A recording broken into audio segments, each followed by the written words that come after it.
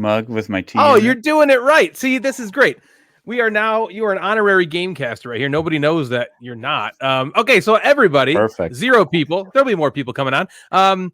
I'm back. We're doing a stream again. Huzzah! Finally. And this time, I'm here with a very special guest. You can see his hands, and if you don't know who it is by his hands, you're not a fan. That is Ben. Hey, what's up? What's up, Ben? Yeah, Ben has graciously undertaken the task of teaching me how to paint. Oh, that's what this is. That's what this is. It's but if the thing you're painting isn't sort of shaped like a penis, then I don't know that we can do it. So what do you got there? I am, because this is what I'm painting. Now I mess everything up. I had it perfect. You should have like bent down, and then we could have seen your face right? That way. So we're getting fancy here. I got a multicam set up, and although I still like Ben's angle better than either of the angles that I have. He's done this before, that's why. I've never filmed it though. Let's see here. Where am I going to be painting? Probably right here. Okay, we're good. Oh, we got hey, what's up? Natalie's here. She says, hey. All right, Natalie. Before we get into what you're painting, the star of the show, I will be painting in the background here. I'm going to be painting some Star Wars Imperial Assault minis. Ooh, Emperor Grand Admiral Thrawn. Yeah, Grand Admiral Thrawn apparently is a bad guy. So a friend of mine, sure is. We're taking a break from D&D because we just finished up a year-long campaign that went level 1 to level. We finished at 7, but I think we'll pick it up at 9 the next time we start. And so we're playing Imperial Assault as a little break. But he's running it like a GM, not Players versus Empire. Oh, right. You told me that. So you're playing like RPG stuff with the Imperial Assault. Yeah, there's a little bit in there, right? Like he'll spawn in enemies that maybe shouldn't spawn in if it's thematic, and he's kind of been nice to us. Like there's definitely some missions that the players can't win in that game, like the Han Solo one. Okay. Somehow we beat it. So. Well, he's making it fun. I mean, that's what you want in an RPG, right? You don't want to get your ass handed to you constantly. You want to have a good time. Yeah, exactly. So I said I would paint some of the villains. He handed me the Royal Guard Champion and Grand Admiral Thrawn. So I don't know. We'll see, because Thrawn wears white. He's blue, and he's a blue skinned fella. That I think won't be too bad. Okay. Like the blue skin, but painting white is like very difficult, because how do you shade white? With more white, it's almost like it has to be gray. You need off white and eggshell, and I have some war paints here that I'm using, some army war paints. This is what I'll be using today, these kind of paints, and I feel like there's a million different colors in here that are all the same color. So, do you have like a collection of like different variations of white? Well, I bought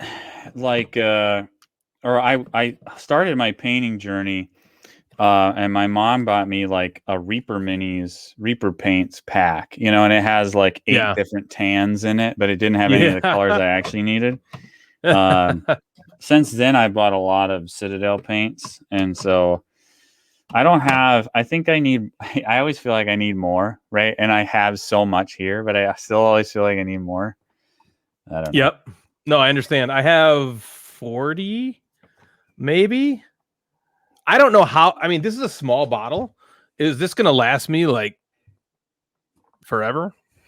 I mean, black and white's probably the paints I use more than anything else. Yeah, that makes sense. And these have lasted years. So really, that's like all you use for black and white, are those two?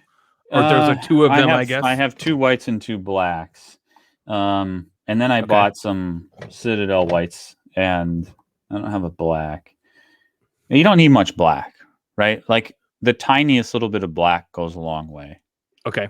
Oh yeah, that was something else I was gonna. Well, I'll get to that as I ask you something. Okay, so Ben is painting a couple of Star Wars Imperial Assault figures for his RPG night, and I am painting the very phallic obelisk from Tekkenu, the game Tekkenu, by Board and Dice. I thought this would be a really good starting miniature to do, because this is my very first time ever painting anything.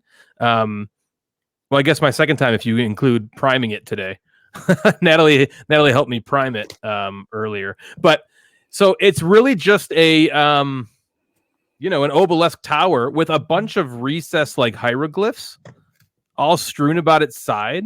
So I thought that it might be a simple thing to do for my first paint, considering its size, which is bigger. And I mean, there's not a ton of detail to it, right? I'm not going to like go paint every individual hieroglyph, a different color or anything like that. So I guess I don't really know. What do you think, Ben? Is this a good starting piece, do you think? Oh yeah, absolutely. Because I think it'll show,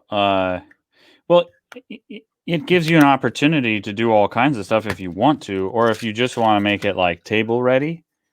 Yeah. Right. We'll pick a color it that color with a big brush. Okay. And then, shade it depending on what base color you did. Are you going to do like Egyptian desert tan stone or? Yeah, that would have probably been a good idea to think about. The color that I want to actually paint the thing. I think I was in my head. I was like, Ben will just literally tell me every single thing to do, and I no. Listen to him. Now, let me ask you this. You said paint the thing with like a broad brush.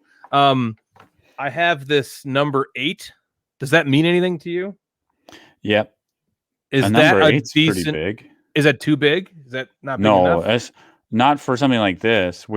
Because the first goal is just going to be to get it all one color. Okay. Including the recessed spots? Yes. Okay. Yeah, yeah. Unless you were going to stay in the gray tone. You know what I'm going to do? I'm going to Google real quick an obelisk. See what typical color they are. I'm going to guess they're somewhere between, like you said, like a tan and maybe like a lot of these look white to me. Yeah, let me pull this over so you can see all the obelisks here. All right, so that's the thing, right? Do you want to go like the tan color, or look, there's a gray one. I kind of like the darker, like not necessarily black. Like maybe this is too dark, but I do kind of like darker than lighter. What if we did like, see that one right in the middle of your screen right now? Because it's so close to your primer color. Yeah. This one? Yeah. I can't click on it enough times to make it huge. But okay. Yeah, I like this. So like a stone. Yeah, it's like it's made of stone. Right. So what's the idea? How do I emulate this stone? Well, I think then you've started in the perfect place, right? So your primer is roughly that color. Mr. Measles says you could use a house paintbrush with that thing. Yeah, I mean, that's great. Right, if you were going to completely change the color, it would just be get some color on. But if we're going to use this as a stepping stone to painting smaller things or like minis. Yeah. We because normally for wargaming terrain or whatever, I'll go use the craft paint and slap it on with a big brush, and you just sort of dry brush it for a little while and put some like shade on there. And hey, look, Emily's here.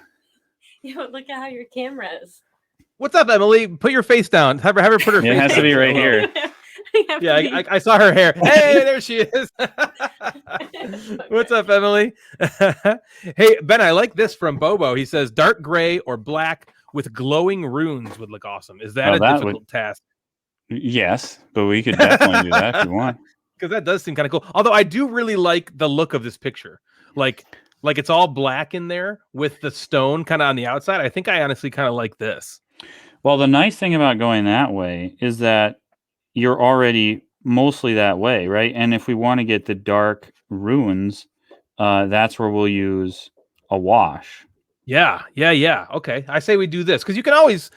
I mean, I've heard a lot from a couple buddies of mine, Mr. Measles and Dave, Mick, who are good buddies of mine who paint a lot. They paint a lot of stuff. They always kind of preach like, well, who cares? Just throw something on there. It's going to look better than not painted. And then if you want to change it, just change it. Right. Exactly. It'll always look better if you just get started. Ryan heard dry brushing and got excited. I get excited at the shape of this miniature, Mr. Measles. It's just making me excited. How can you not be excited looking at this behemoth? It's a little emasculating, I got to tell you, because it's in my hand right now, and I've seen other things, and this is a little emasculating. But it's gonna be okay. All right, so I guess I'm gonna take this number 8. I'm doing it. I'm popping it off. I'm popping off the plastic thing, right? You think this is the way I should do it, Ben? Start with the number 8. Well, and now I'm curious, right? So if we're gonna go gray, and Yeah. you already painted it gray. True. You might just go right into putting a wash on there first. Yeah. Now the problem with that is going to be it's going to take a while to dry, but that's okay. Yeah, totally okay. We needed a backup while we were drawing it. So okay, well, I guess I guess I got to find a wash. Yeah. Yes. Find a wash. Okay. Let me find a wash. Ben, you regale the audience with your quick wit, and I will find a wash right quick. I think I picked the wrong color to start Thrawn's base skin tone, but I oftentimes start too dark, I think, for skin. I don't know. It's tough because I feel like this is the color I want the recesses to be. But we'll see. You can always brighten it back up. I just don't know how dark it's going to be after I put like some sort of wash on here. And how am I going to paint the white? I might try. I have some contrast white, and I've never really used it. And I kind of want to see what happens. How dark it is. Okay, I got some washes, I think, and the reason I think they're washes is because at the bottom it says washes. All right. So I'm hoping that's what that means. So here's what I got. I have a strong tone wash. It looks black to me. I have a flesh wash, which doesn't sound like it would be black. I'm guessing the color is right there in the background. Yeah, probably like flesh wash. I wonder if that's the color, because it looks black inside there, but it's probably just telling you that you would wash that over flesh tones. I see. This dark tone, I think, is the winner. Yeah, I think so too. Okay. Beautiful. And I think even this is such a big piece. Like you can stick with that big brush. Oh yeah, to wash it with that. Yeah, because you kind of wanna let it get it all over the mini, all over the model here. And with something like this, you want to get a look of like it's standing vertical. So when you put this on, you'll sort of wanting to be brushing from top down and making sure that it's collecting in the runes and not on the like raised surfaces, right? So you can even, and you'll see what I mean. Like if there's too much on like the edge or something, you can even like dry your brush a little bit and pull it off the edge. But let's just see what happens. Like, just start on one side of it. Well, I'm going to ask you some stupid questions now because, so I got my paint, I got my brush. What do I got to do? I got to like just dip it in the water and, get the bristles so they're not like all firm and hard. Yeah. I would put it in some water and get it a little wet. But then because we're going to be using this wash, I'd probably wipe most of it off. Even it was instantly wet when I touched it, which is crazy. Okay. Okay, so a towel here. I need a towel. I like a paper towel or something. Oh, I'm prepared. Old sock. I'm prepared with some. You use an old sock. I use an old sock too, but not for this. So okay. All right. So it is watered. It is watered and it's dried. Now for my wash, how do I apply do I put this on the palette like in one of these little bowls here? Yep. How much do I do? Do I got to shake the shit out of it? I'm going to shake it up, right? Always shake. So what I want to do, so real quick, Ben and Emily are really awesome friends of ours. And we have a great professional relationship as we're doing right now. Not that Ben's getting paid for this or anything. But also Ben and Emily were very generous helping me out in a time of need very recently. And I wanted you to know, Ben, with some of that help, I want to show you what I got. Can I tell you what Show I got? me. It's awesome. Show me. I want to see. So I saw you using this a minute ago, which tells me that it's probably a good thing to get. I got some of these paint mixing balls. Oh, that is a good thing to get. That's an excellent thing to get. Now, I did notice that I didn't know right away, but it looks like all the paints I have currently are squeeze bottles. That's okay. So these probably don't work for those, yeah? Just open it up and stick it in there. Oh, yeah? Okay. I don't have any army painters, but most dropper bottles, the top lid comes off. Top, it just pops open. Oh, I see. So, yeah, then just drop it in there. Okay. Well, those are awesome. And then I got this. Can you see it? Let's put it here. It's a wet palette. I have a wet palette right here. How do you use it a lot? All the time. I Awesome. always use it now that I have one. I feel like, you know what I feel like? I feel like the rich kid in school, who he's not actually from the streets, but he goes out and buys every single piece of clothing that tells people that he's like hood, like from the hood.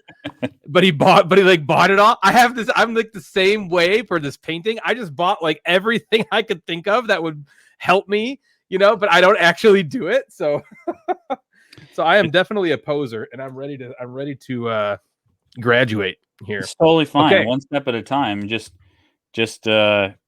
you'll appreciate when you have it when you get to that point, right? That's awesome. Yeah, for sure. I am a pro at this motion, so this should be pretty well shaken at this point. Now, how much do I put on the palette, Ben? For something this big, it's going to be quite a bit. So, how about say when? Like a little pool. There you go. Start there, because you can always just add more again. Okay. And am I just like bathing the tip of the brush here? Yeah, I am trying to see if I could exactly. Malibu's something that needs to be similarly let's okay, do this. Okay, I'll do Here's a what is this called? A something bear, bugbear or something? A bugbear? Let's find something. I've dipped the brush in the wash. Mr. Measles is very anxious here.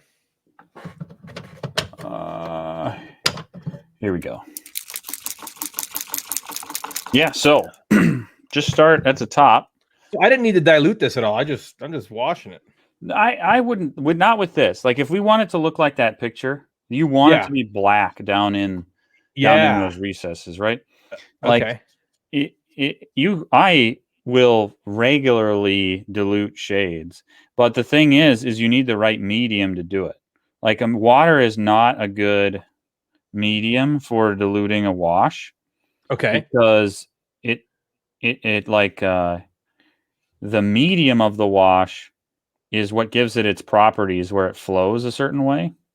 Okay. And so since you have Army Painter, you should, when you get to that point, when you're like, oh, I want to do more diluting of this stuff, you can look into whatever their medium is. Like, okay, for Citadel, I have their washes, but they call it Lamium medium. Where is it? And it's just clear. It's just the medium that the wash is without any pigment in it. So you can thin it without changing how it works. Interesting.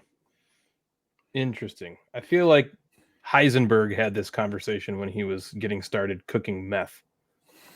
We're like talking like real science stuff here. Now let me ask you this.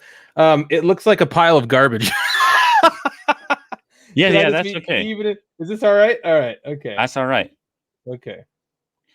You want to even it out.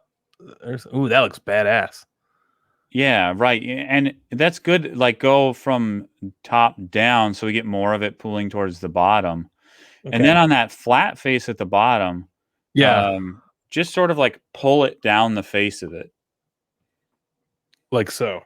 Yeah, and you could even like come back later once this dries and even like like speckle some more of it down at the bottom, so it'll look like more dirty Oh, at the bottom. cool. And you want Yeah, like some a to like stone. collect in that bottom ridge there, where the Okay. face meets the bottom piece, almost like it's a dirty edge.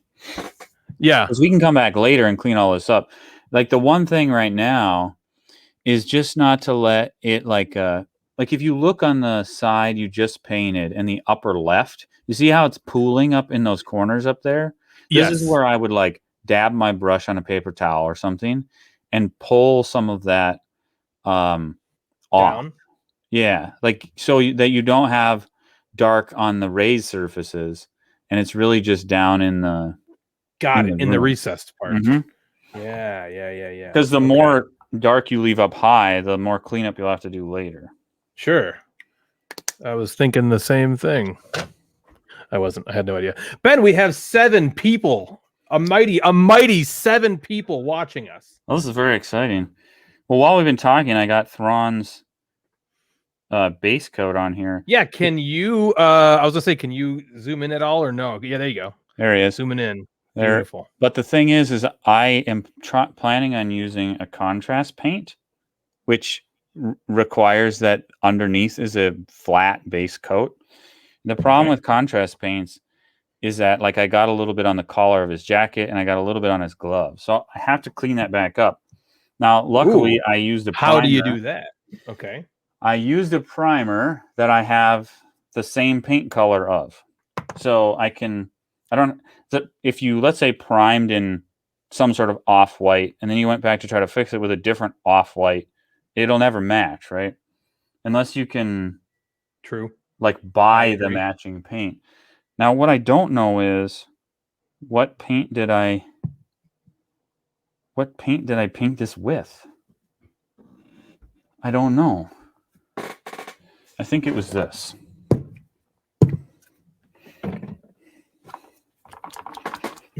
Ben, how long does it take you?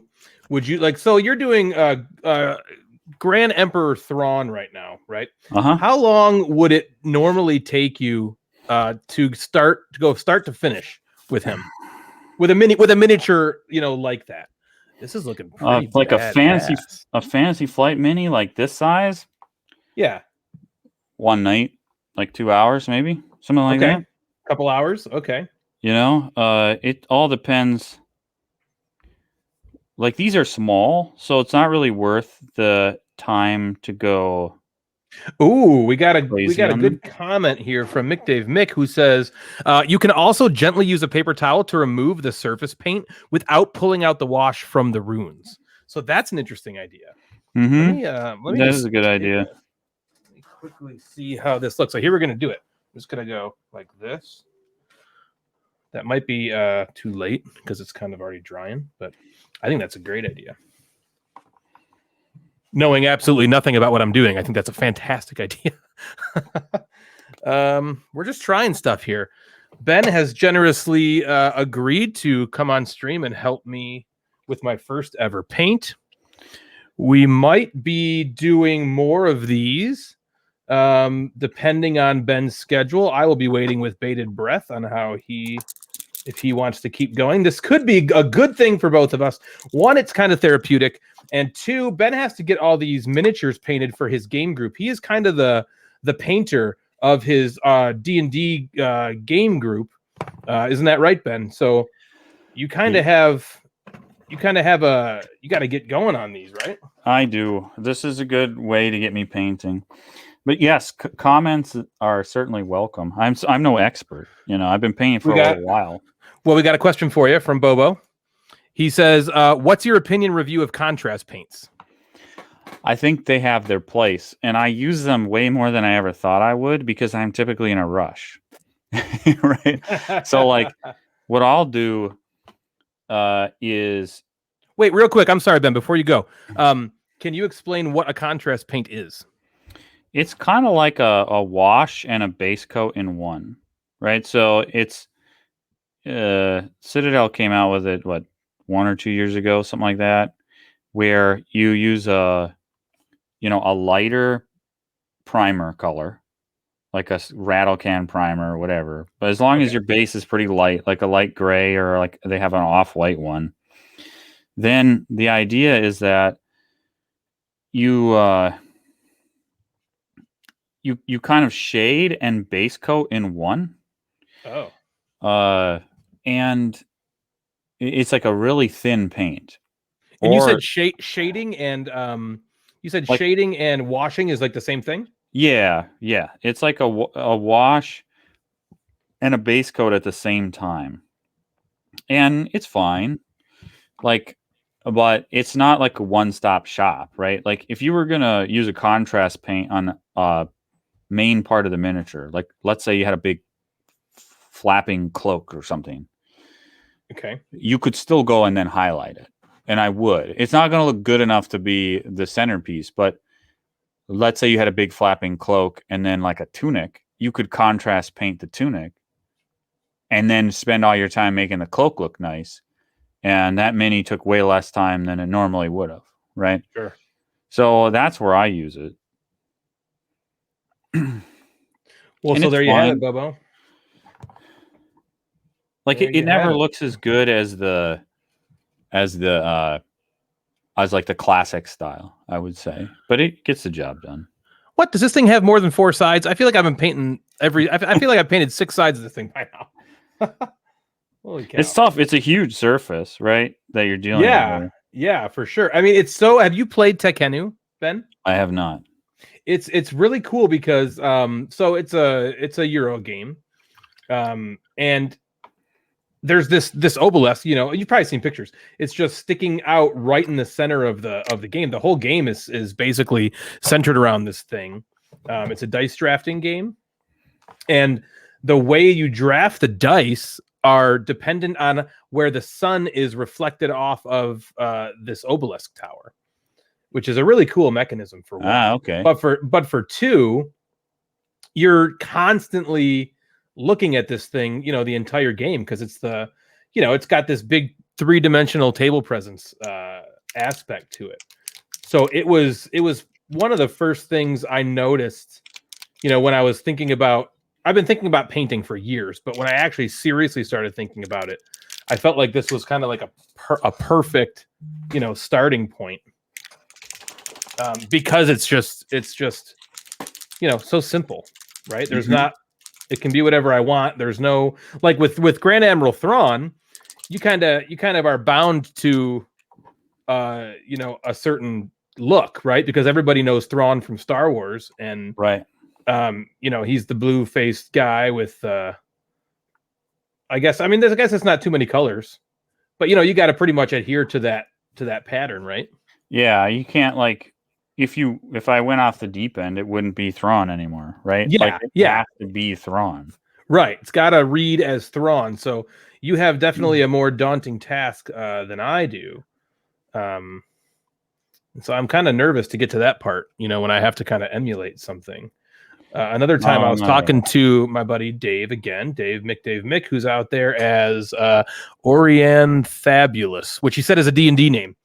And he always tells me, you know, it never usually looks like what you think it's going to look like when you start.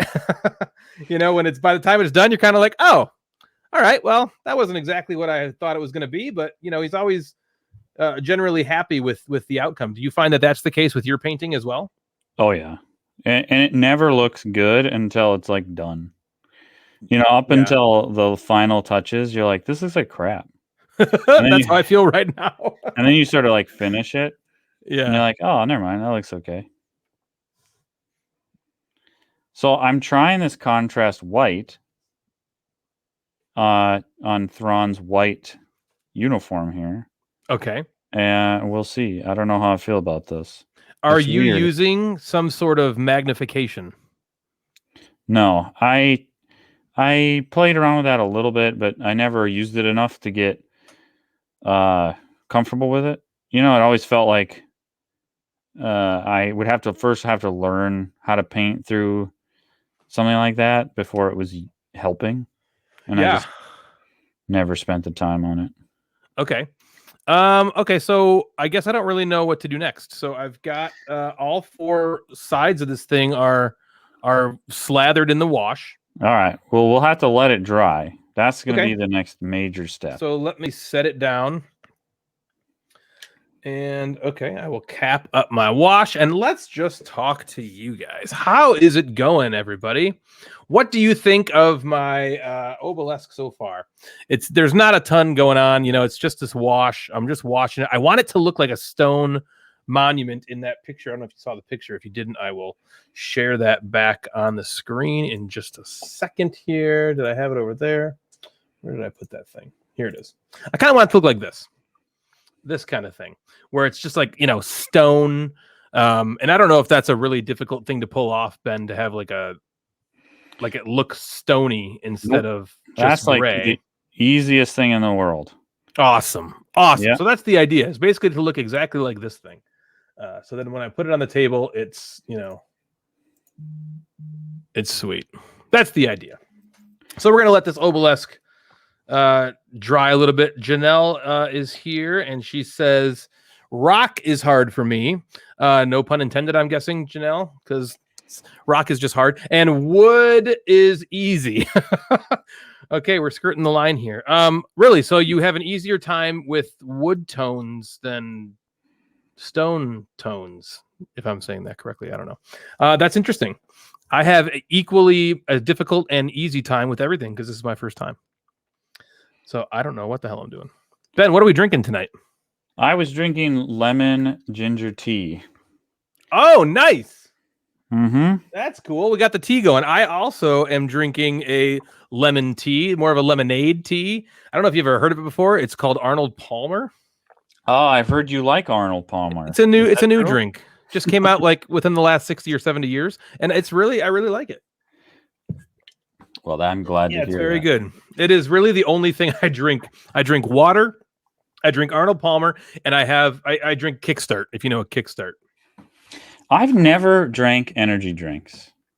Yeah. And I mean that as like, I've had like a handful, right, ever. And I just never have done it. Sure. Yeah, I completely, where we go? There we go. Natalie says, nice mug, Ben. Oh, yes. I love my game. I drank coffee out of it today. See, I don't drink energy drinks, but I'll drink like a whole pot of coffee every day. Well, okay, so I have to do some product placement for you. I got myself the beautiful, and this is amazing. I don't know if you have any of these, Ben, if you guys have. I think we have one. It's so cool. It's like the sweetest looking magnet because it's like all cut out, And so I think you guys have probably seen the picture that I posted on the Gateway Network of my fridge, my mini fridge down here, and it's got all the members of the Gateway on as magnets on the fridge. Oh, nice. Yeah, it looks pretty sweet. So right now I am trying to make the boot color, like the dark leather.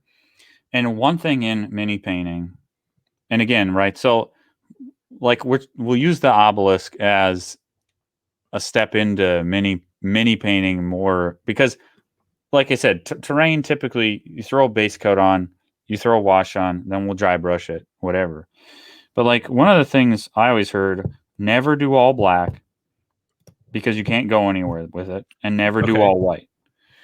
Right? And your absolutely high highlights can be white, and your darkest blacks could be black, I suppose, but it never looks right. Because the color of black paint is like so much darker than anything ever actually is. Yeah, sure, okay. Like even like a black shirt or a black boot, it's not black. And so if you do like a dark gray, then you can shade the darks darker and the lights lighter. So what are you mixing right now?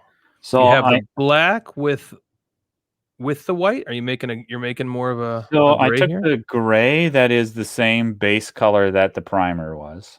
Okay. And I took some black and I'm mixing it into it. The problem is that I need more than I made here. And so the purpose of the wet palette, is that to store And so you keep the paints on there for in the future? Yeah, and they don't dry out while you're using them, so you can use more of them, right? Like a lot of times, the problem is that if you make something, by the time you get to the end of the little tiny pot of it, a lot of it has dried out, right? Yeah, for sure. So it also helps with like blending because it's kind of a more of a wet surface. So that's not necessarily true because you can just add water. Well, that's Um, really funny that you say that because I bought it thinking that the reason that you buy it was you put paint on there, and if you have to, you want to come back to it and not you had a good mixture, you want to keep that mixture, you could store the paint that way inside the wet palette. So yeah, okay, it's different than I thought. that's absolutely true, right? Like, Oh, it is. Okay. yeah, for sure. Or even just like using paint more. I've had paint sit on there and then come back a couple days later if I had the lid closed, and you just sort of like mix it back up and just keep using it, Wow. whether it's a blend you made or not, right? Yeah. If you are just joining us, we have Ben here from Date Night Dice. His hands are beautiful, and he is painting Grand Admiral Thrawn, and he is teaching me to paint for the first time ever.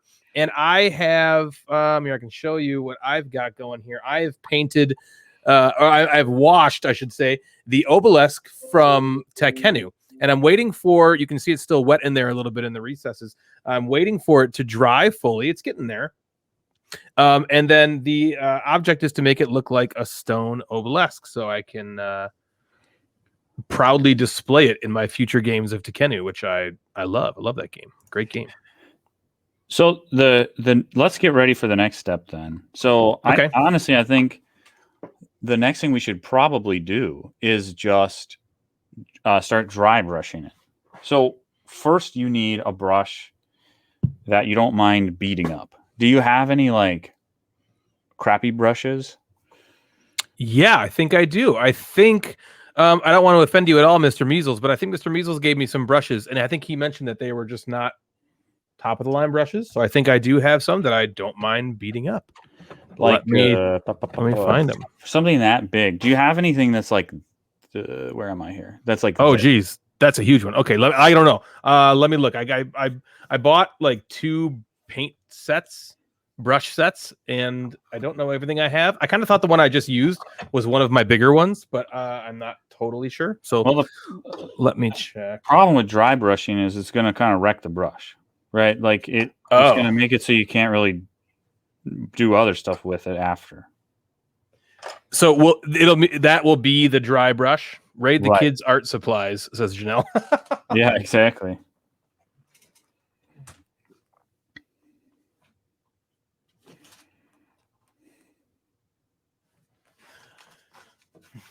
Again, I'm pretty sure I have some. I just gotta find them. Well, these are tweezers. Okay, that's not very good. Kevin, I don't know if you're still in the chat, but if you are, would it horribly offend you if those brushes that you gave to me were one of them was used for a dry brush? I will be back in one quick second. I'm just going to get that brush. You have to sacrifice somebody to the dry brush. There's no way around it. We'll see how this turns out. I haven't painted in a while.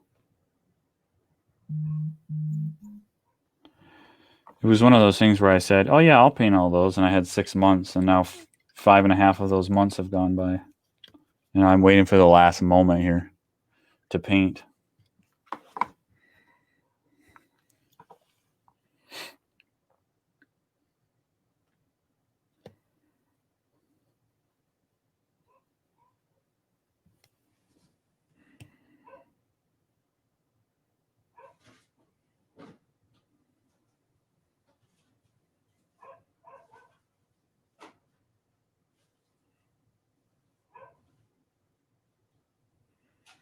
I don't know how I feel about this white contrast paint.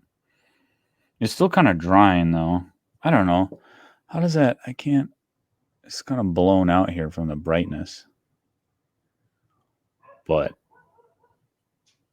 like it kind of shaded it. I don't know. Let's do his face. Maybe we'll do his hair and then his face. We'll do his hair first. And then we'll do his face. All right, more black. He's got black hair. It's very black hair. It's like black. All right. Oh no, I can't get any paint out of this. All right. I need a safety pin. I am back. Thanks for holding on the fort, Ben. I could hear you the whole time. It was great. You're not sure if you like the white contrast paint? I think I am kind of happy with it as a starting point. And like I said, right, like they sold contrast or advertised contrast as this one-stop shop for beginners, right? Well, Okay. This is all you're going to need. And well, I don't think it's that. It definitely like it has its uses. Yeah. How do you like? I feel like I don't know how I would ever know if something is. I mean, I guess it just takes doing it a lot to know what's good versus what's bad. I don't know. You know, I the thing is like I'm no expert. I just started doing this because I wanted to do board game stuff when nobody was playing with me. And then I found out I kind of liked painting. That's funny. Okay, so I found the brushes, but they're all so tiny. So I don't think these are going to work. I know, but I did find this, which is also, you're going to laugh because it's probably, there's no way in hell this could be used for a miniature. But to Janelle's point of rating the kids' paintbrushes, I found this thing.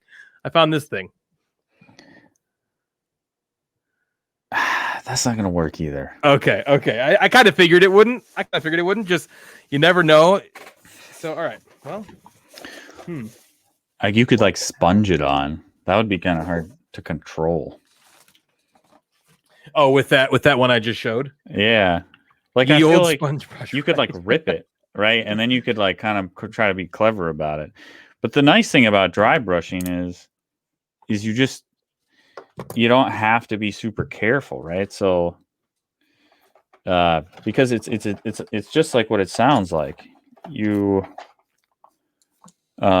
get some paint on your brush, like this. I'll steal this gray. Okay. Oh, and you're just like smushing it in, aren't you? Yeah. So you kind of smush it in, and you kind of get it into the brush, like this. I see. Oh, that's hurting. And so it's kind of like in there, and then you don't want to actually paint, right? So you kind of take most of it off. A lot of times is I'll test here to see how much. I can have these. One of them. Ben, look what I found. Well, when I say I mean Natalie. That's perfect. That's exactly what you need. Yes, Natalie. like these. Natalie. These, yes, that's exactly That's what why I married you and banged you a lot. Thank you, babe. All right, perfect. Okay, so I'm sorry, Ben. Oh, first of all, Ben, we have a question for you. From Emotional Cyborg, Janelle. She says, how long have you been painting minis? I don't know. Since I got Battlelore 2nd edition. Okay, let's see.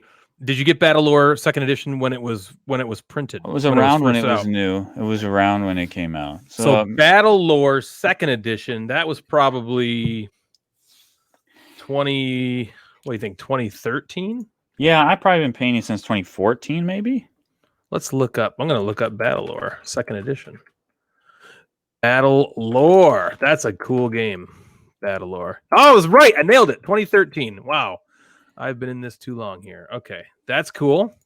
So you started painting probably a little bit after that? Yeah, that was like the first game I painted. The first couple of things I painted were that maybe some like Mice and Mystics. Ooh. And very cool game. I had that painted for me. What else? Like I had an entirely painted copy of Imperial Assault, and we played a bunch of it. Oh, you know what? The first thing I painted wasn't Battlelore. It was Descent. Ah. It was a couple of the monsters from Descent. Did you have the original coffin box Descent? No, I had the second edition. Also awesome. But, you know, we just play the two of us most of the time. And so that was when, like, we were having kids. It's not like I was going to a game night or something or playing with friends, really. Like, well, COVID has kind of put that to a stop, too. But yeah, I felt like I was starting to play more with people. Okay. Than when we had little babies all the time. Because we had kids before we got into games, right? So it was never like, how can we fit kids into our gaming life? It was always, oh, how can I fit gaming into our kids' life? And it was, it kind of was like, well, we did a little bit of it, but never too much. So a lot of the games at first that I wanted to play that I would pick up, I realized we weren't good 2-player games or, you know, whatever. And then I tried to hold on to them forever. I finally got better at getting rid of some stuff because I was told I had to get better at getting rid of stuff. It's hard to do. I used to be, when I was younger, I was definitely, I had more of a hoarding mentality. Now that I've gotten a little older, I just want to get rid of shit. I just want, like, get out of my house. Not to make light of this at all, but my father, who I just lost, was he had this big hoarding mentality. And so while we were going through his house, you know, kind of you know, looking through all of his belongings to go through, because, you know, he has a lot of stuff we have to go through. A good portion of it was, I would say about 80%, and that's an honest figure, was junk. You know, he didn't need to keep. You know what I mean? Like bills from, you know, 2001. You know what I mean? Like stubs and stuff like that. Just nonsense that he. So, and that even more, I'm like, okay, I don't want to do this. I don't want this to happen to my kids. You know, I don't want them going through for weeks, going through my stuff, just tossing, you know, massive amounts of stuff. Okay, Ben, I am ready to learn how to dry brush. What do I do here? I got to figure out. Am I doing this with the wash? Probably not. Yeah. No. Okay, so we're gonna do it in stages, right? Okay. So we want it to look like stone. Yeah. And we're gonna go from lighter to darker, or from darker to lighter. Okay. And we're gonna use less paint each time. And then focus more on the edges the lighter we get. Oh, right? This sounds tricky. Okay. I wonder if I can grab a piece that I could use it as an example. So just a second. Oh, that'd be cool. Sure. Awesome. Thank you. So Ben is amazing. He is teaching me how to paint. I've been wanting to do this for years. I got all the stuff basically around Christmas time to get it done. And a bunch of life stuff got in the way. And I've always been kind of nervous about it, to be honest with you. I've always been like, for some reason, the act of painting just seems terrifying to me, like a miniature. It just seems scary. Part of that is I'm a giant wuss. The other part is I don't know. Maybe it's the same mentality of being afraid to rip up a card in a legacy game. But you know, I'm like altering the way the thing, and I'm afraid to make it look worse, even though everybody has told me you can't make it look worse than nothing, than just gray or whatever the base color of the plastic used for the miniature is. But I've always wondered, you know, am I going to like this hobby? Is this hobby going to be something for me? The jury's still out because literally all I've done is put a bunch of wash on this big obelisk. Ben is about to teach me how to do this technique that is called dry brushing. So hopefully this is going to make this obelisk look more stone-like. It already looks pretty cool. Like, I must say, it looks pretty cool. All right, I'm digging through my terrain box here. Hold on. Okay, cool. I must say, though, I guess there's some character in there. Not every... perfect. I do have stuff in here. Yes. Essentially, like, we're what we're going to want it to do is make it look like this, right? Yeah, that's sweet. Like, or like, shoot, like this one, right? Yeah, that looks awesome. And so, we have the dark color underneath. And we're just going to start with essentially a gray that's similar to the gray you primed with. So look through your colors. Okay. And find the closest thing you can find to what you primed with. I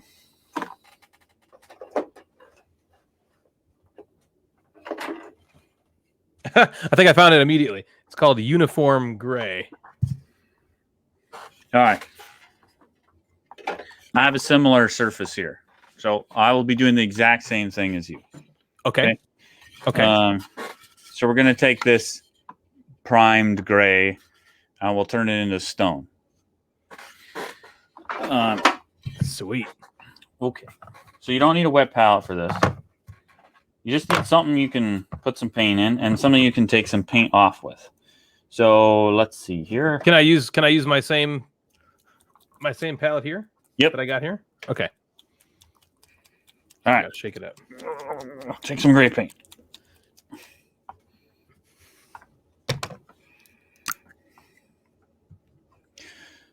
Okay. So you don't want to get too much on the brush because you're going to have to take most of it back off.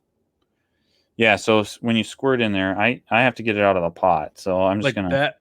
Is that too much? I might have done too much. No. You can have plenty of paint. You just don't want too much on your brush right away. Oh, I understand. Okay. Because, yeah, you'll get some on your brush.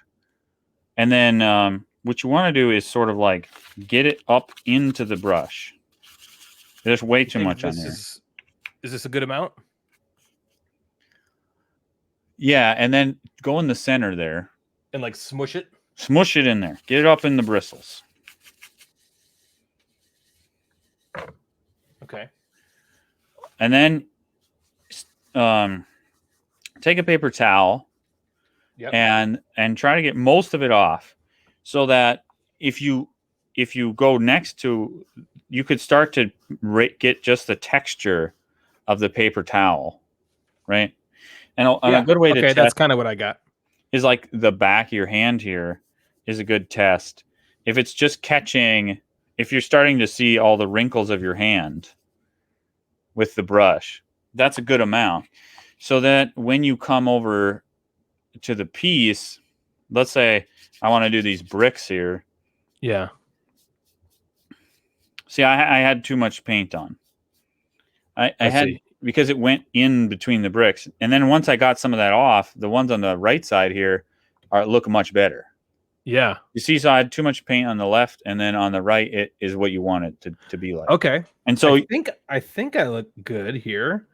So am I doing this everywhere? Yeah, I think so. I think you're and you can even, like on the flat surfaces, you could start there to kind of get that color on them. Yeah, I had way too much paint on my brush. I don't even see anything going on here, to be honest with you. I can't even see anything. Well, then you either want maybe a little bit lighter of a color or a little bit more paint on the brush. Like I would try a little more paint first. And if you still can't see it, then we can go a little lighter of a color.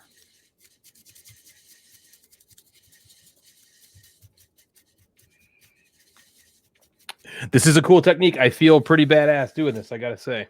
See, I finally have enough paint off my brush where it's working.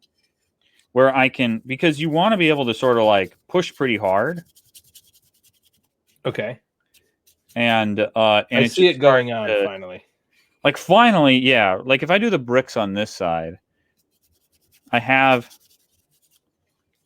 the right amount of paint on my brush that it's just sort of catching the higher edges. Yeah, it's funny. I can't really tell how it's going. It looks like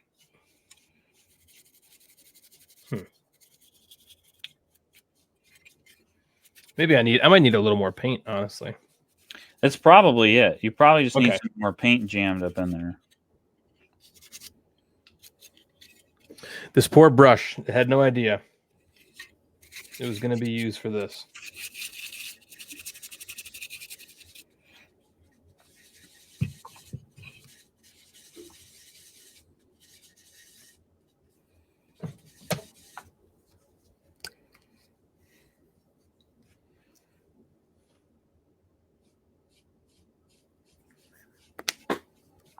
All right, I can see it again. I think we're good. Okay, this is cool.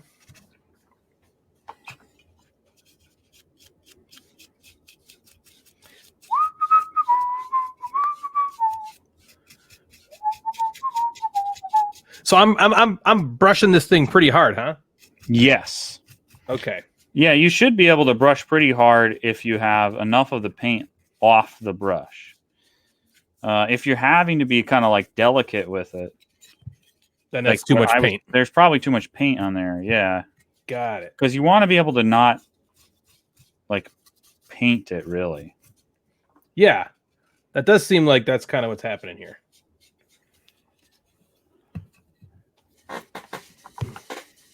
And for those edges, right, like that hard edge, you just kind of like hit the flat part of the brush across that edge. Especially if we get to the lighter colors. Okay. You know, as you get brighter and brighter. How did you learn this technique? I just watched a couple YouTube videos, I think. Okay. Practiced. Just like how to make stone, and then Yeah. it kind of said, "Hey, dry brush."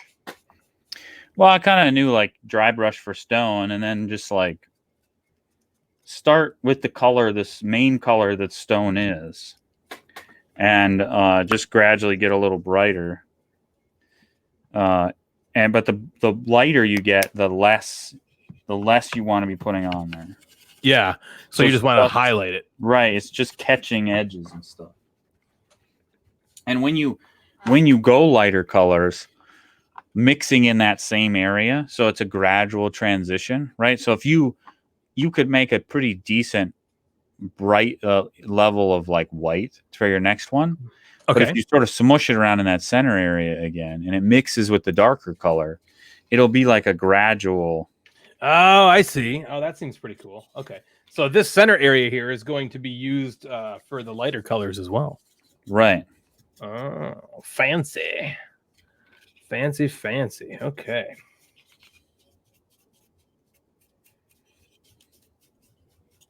Yeah, this is looking pretty cool. But I will agree that it's not really what I anticipated, but I'm really liking it. It's looking pretty sweet. Well, it already kind of looks stone-like, you know?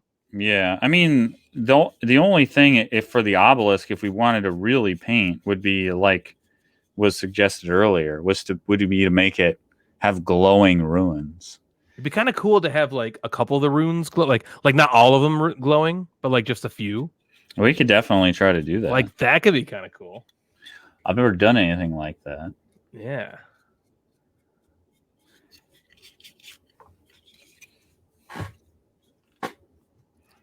Oh, I just noticed the top of it. The very, very top. I didn't hit with the... So it's still like this. So the original color of this thing was gold. It was this gold color. And so I primed it, the gray or silver, I guess.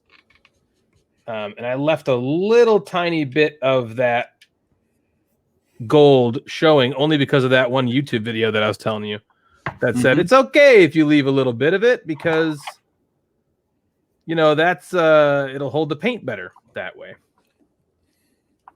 But I am noticing, and I'll fix that right now, that some of the recessed areas are still a little gold. So maybe I'll hit those with the wash again. Yeah. Those like gold spots. Not a bad idea. It's hard. It's a hard piece to like, if we really wanted this to be like, oh, let's learn how to paint minis. It's a hard piece to learn on because you wouldn't really paint it like you would paint a mini. Yeah, I see. right? You would just kind of like, you're just sort of like shading it. You're getting some color on it, some highlights, and So this is really lesson 0. We'll do lesson 1 then with a real mini next time. I don't paint a lot of terrain, so I'm not necessarily the expert on it. Yeah. I've done it a couple of times, and my stuff looks fine. Yeah. Yeah, I think this is looking pretty good. Again, anything is better than nothing.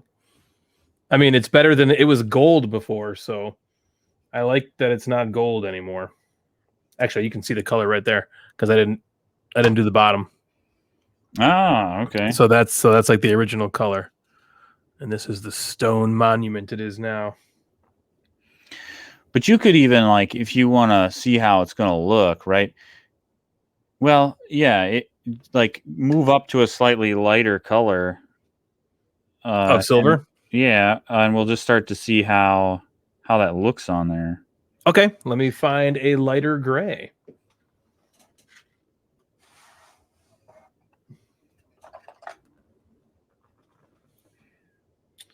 Oh, this is a metallic. I have a metallic paint. Okay. I would not use the metallic. Skip Yeah, that. I'm not gonna.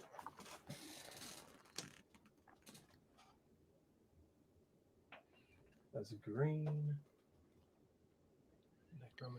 I've definitely found, like, we were talking about gaming, and lately I've found that I play or am liking. Like, I feel like there was lighter games. Yeah. And I don't know if it's just because that's who I play with that likes lighter games. Like, Emily likes lighter games, but like I've played with the kids a little bit lately, or people have the little bit we've seen people. And I just find, like, I don't want to go anymore through the effort of like trying to teach complicated games. Like, I would gladly play a complicated game, but I don't ever, like, I'm finding a lot of fun in easy games. We were playing Cubitos. Yeah, that looks really cool. That looks like a me, really cool game. It's a race and a deck builder, but your deck is a hand of dice. And that's it. Like, it's so simple, but I find it to be so much fun. So, if I can speak to that for a second, I had almost the exact same thing happen to me. So, on my Board Game Geek account, I actually list out. Here, let me share it real quick so I can just show you what I'm talking about. Okay, I don't know if you can see. Is that on the screen? It is. Okay. So this is my Board Game Geek account. And okay, right here. I wrote this section called Evolution. I wrote this probably, I don't know, 4, maybe 5 years ago. But what it says is, my gaming tastes have been evolving a lot over the past few years. I started out really enjoying dungeon crawl type games and games with more randomness, as I felt they were better social games and gave everyone a reasonable chance to win, regardless of how often they played. Lately, that's all been changing. I've been enjoying more Euro-style games than ever before and find myself researching them more often than I ever used to. So I was a big Ameritrash gamer when I first started the hobby. That was like all I ever wanted to play. And I broke out this thing in a percentage of 100 of how I wanted to play games. And it was light, medium weight filler games was 40% of the games I wanted to play, which is kind of what you're saying now, which is like what you're mostly into.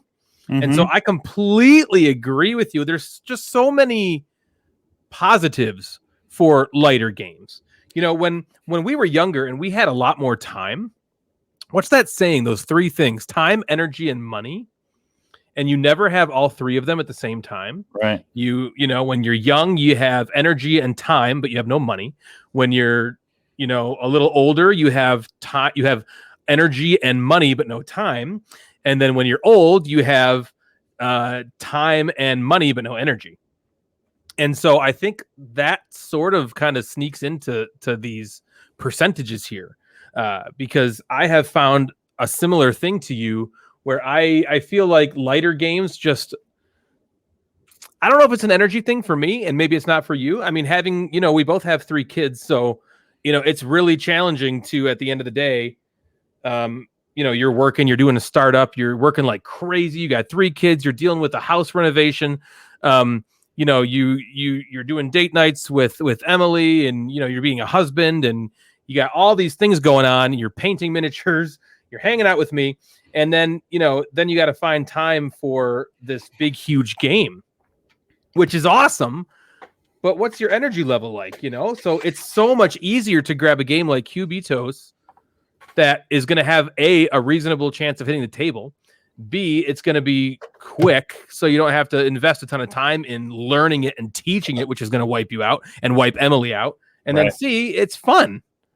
So I completely get the appeal. And I'm with you though. I didn't used to be that way. I didn't used to. I probably prefer light to light medium. More. I mean, I love like you. I love heavier games. I love them, but I just find myself gravitating toward those as well. Right. I'm never. It's that. In the lighter games in the past, I was always still finding the fun, and it's like lately, it's like I almost like I find myself wanting to pull those off the shelf, right? Who will play Cubitos with me? Who will play what's the Century Spice Road, right? Yeah, right. Or a game like Red 7. We were playing Underwater Cities the other day. Yeah. And that's just a long game. It's really long, dude. Did you not like it? I liked it. I liked What's up, Sam? The puzzle of it and stuff. Okay. You could see like that it's good, but I just am not in the mood for that at the moment. Like I wasn't finding excitement in it.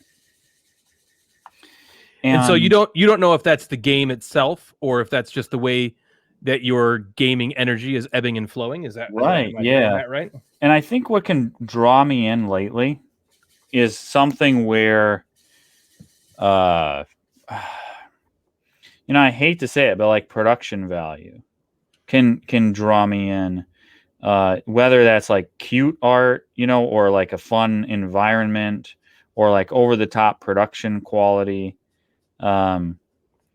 which Underwater Cities is like, it's like clever. It's kind of an interesting puzzle, but like the art is shared on a bunch of the cards, and the underwater world in the art is not as like funny as I'd hoped it would be. It's kind of bland. So I wasn't getting into it that way. And then you're absolutely right. I've just been tired lately, like with work and this and that. It's not a good time to try to like get a new favorite medium weight Euro game. But I don't know. I don't know what it was about that one that just didn't like spark the excitement that I had, because we've also got Hallertau, that Uwe Rosenberg game. Yeah, what did you think of that? I liked that game. I thought that was great. Lighter though, yeah. Well, it was interesting. I was listening to the Secret Cabal, and they made Tony on there made a good point of, it's not that the game is lighter, it's that the complexity is like hidden behind things that are intuitive, right? So there's 10 different resource types, but which ones are crops and which ones aren't is something you understand without having to read the rule book. So there's a lot there that's like, you don't have to learn the game, to keep up with the complexity. And I think it makes a game that's relatively kind of heavier just seem lighter, because you can intuit some of the things. Yeah. Okay. That's I love that kind of stuff. And Uwe is he's my boy, just like yours. And I have the game, and I'm just super. My hose has been kinked lately, man. My hose has been really kinked. I haven't really been wanting to do anything at all. I can understand. It definitely is understandable, and it happens. And there's no like, I don't want to ever feel like I have to rush back to it. Like, it's not like I'm ever going to get rid of all my games, but for completely different reasons. But like I'm the same way lately. You know, I kind of want to go work out. You know, I don't want to play a game all the time. Yeah, I just Like, want I to sit have on the couch and eat chips. well, whatever it is, right? Like I just have other hobbies that right now are just wanting center stage for some reason. Yeah, that's. I mean, that's kind of the way. That's why I like having multiple hobbies, because I know especially over the years, that it's going to ebb and flow. You know, the desire for each hobby is going to kind of like go like up and down, which one overtakes which other one. Like right now you seem to be in like a workout mode. I mean, I know you're always in a workout mode, but maybe a workout mode priority over your other hobbies, which I can understand, because it seems like it's also a stress release for you to do that kind of stuff. Right. Well, and it's like, I don't know, are you this way where you have like a primary hobby? And what I mean by that is like the thing you think about all day. Yep. And for me, it's like the thing I'm spending money on or looking at getting new stuff for or thinking about the next time I'm going to do it. And there's been a lot of times in my life that's been board games or it's been miniatures painting.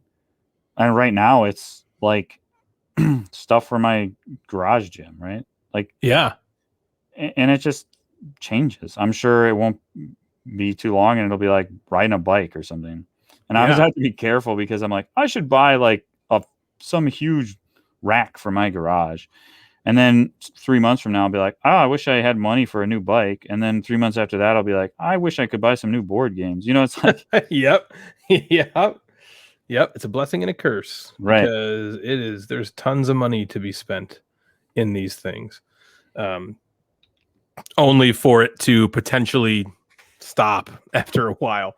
I mean, this is probably board games other than okay. I was a major video game guy before I discovered board games. I even worked for EA Games. You know, Oh, that's right. yeah. In California, I worked for EA Games on my name is in the credits of Medal of Honor Airborne, and I worked on the very first ever Rock Band. I tested Rock Band, and that was like my identity. I felt like I was like the video game guy. Mm-hmm. And all of a sudden, I found a buddy of mine. We used to play Hero Quest back when we were in high school, and he wanted to play with us instead of, because Hero Quest, you know, you have kind of like a dungeon master. It's like the guy who like runs the show. Mm-hmm. And he was like, I want to play too. I don't want to only do this part of it. I want to make the decisions that you guys are making. And so that led him to the website GameFAQs, which is really a video game website. But in GameFAQs, there was a subforum for board games. This is back in 2009, maybe. GameFAQs for me was those like text document. Yep, that's what it was. Text document walkthroughs. Yeah. Yeah, exactly. That's exactly what it was. And so he was on that website all the time, and he found that there was a board game subforum on that website, and that led him to Board Game Geek, which led him to Arkham Horror. And so we started out, way back in 2009-ish, playing Arkham Horror all the time. And that, again, it was kind of like, this exists? Something like this is a thing? This is insane. And shoot, screwed up. And so then from there, he found Kalis. I don't know if you've ever played Kalis. Kalis is like a granddaddy worker placement game. It's dry, it's challenging, it's dull, and it's awesome. Okay. And, so people who assumed that there was nothing else out there than Ameritrash games, playing a game like Kalis, which could not be more different than Arkham Horror, opens up everything to you. And so for whatever reason, once I realized there is this whole entire system of games out there that I've never heard of, and I just video games just fell off, and I just didn't want to play video games as much anymore. And so now I've been I've been more into board games than I've been into anything for the last, 12 years. I have found that I've stuck with video games, even with the board game thing, but in kind of like different ways. You know, it's kind of like it's two things for me now. It's a social thing because my friends who don't live around here play video games, so we play once a week. We like get together and play. Sure. And then I still play like single player. Like I played The Witcher, you know, or I'll play Yep. like Assassin's Creed games. I play other stuff. Like I've been playing Slay the Spire lately. That's like a deck builder. I Do guess you it have doesn't. desire to play board game versions of video games, like The Witcher, for instance? Not at all. Okay, I've played The Witcher board game. Yeah, I just want my video games to be video games and board games to be board games, right? Like there's a lot of great board games. I don't need like IP in my board games. You know what I mean? Yeah, I hear you. Hey, is this looking pretty stony, you think? How's this looking? Yeah, exactly. Like you see that top edge is and that bottom edge is starting to catch pretty good the highlight. Yeah. So, you know, I would even go a little bit one step lighter and then take You're talking about right here? that edge and then also down on the bottom right down there, like that bottom. This here? Yeah, you see how that has kind of like gotten some sharpness to it now Yep. from the dry brushing? Yep. I would like really highlight those edges. So even the pyramid at the top is do the dry brushing, but go like even like way lighter color and just like hit the side of your brush along those edges just to really pick them up. Of the dry brush? Yeah, put like the flat of the brush Okay. right on along that hard edge. Okay. But in still the dry brush technique? I think so. Okay. Let's see. Can I get Thrawn in the light here? Oh, here, let me can't- blow him up a little bit. What if I turn this light off? It's not focusing. Oh on yeah. it. Hold on. No, thanks. Too dark. I can see though. That's awesome, dude. There he is. Wow. Right. So up close, it'll look kind of crazy, high contrast. But on So the table, Did you wash you put a wash on his face? Because it looks like I can see like the blacks coming through. It's not just blue. yeah. So I painted it blue, and then I did a wash, and then I go back with that same blue on like the cheek, the nose, the forehead, the jawbone, To bring him out. and then gradually lighten that up, but paint a smaller area each time. Right. So you get a lighter and lighter color. And every time you get the color lighter, you paint less Gotcha. of an area.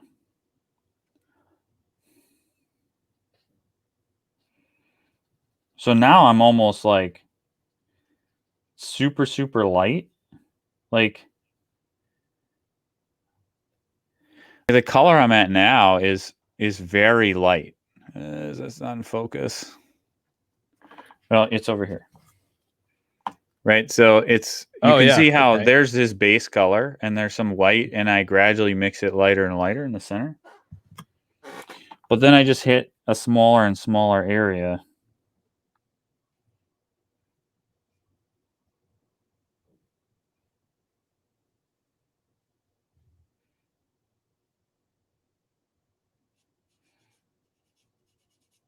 Okay. Cool. I'm starting to hit the sides here with Ben's technique. Hoping that this will bring the edges, highlighting the edges. You can see I did it at the top. I don't know if you can see that. On the tip there. Yeah, that's what I'm talking about. Is that pretty cool? Really bringing those out, right? Yeah. All right. I'm going to keep hitting these corners. Oh, yeah. That looks pretty sweet, actually. Okay. I'm going to have to do it with the other hand, too.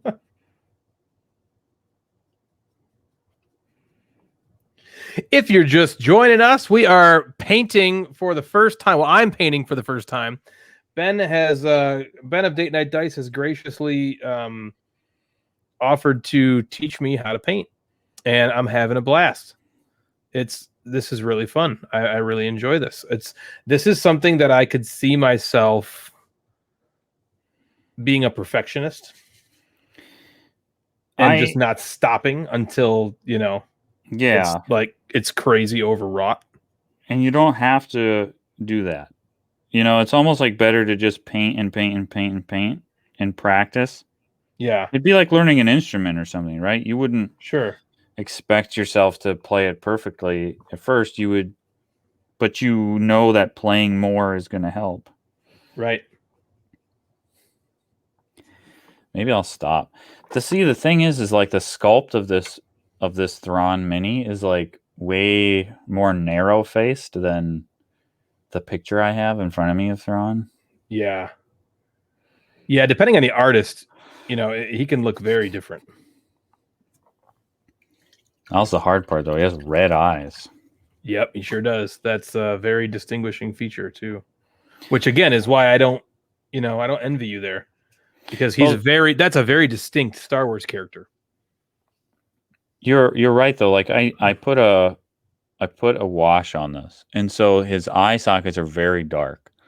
So if I tried to paint a red on there, it's just gonna look. It's not gonna glow. Like he has glowing red eyes. Yeah. So the thing to do now is I have to go and paint his eyes white, and then paint the red on, and use a translucent red, or a very thin red. But I could use like a red glaze or something. But the hard part here is going to be painting his eyes white. Maybe I'll go with a very tiny brush. I'm ready to see that technique. That's for sure. Janelle, you love Kalis too, huh? It's a really good game. Again, the granddaddy of worker placement games. Is that is what they say? Was there a new Kalis that came out recently?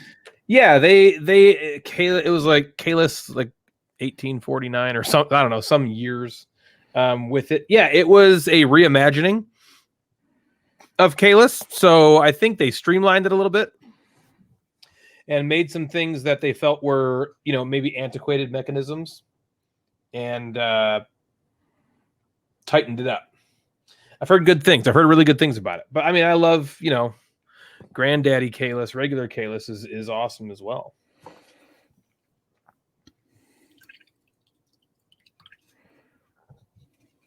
Where did I just see that I wanted to dark this one? It looks weird.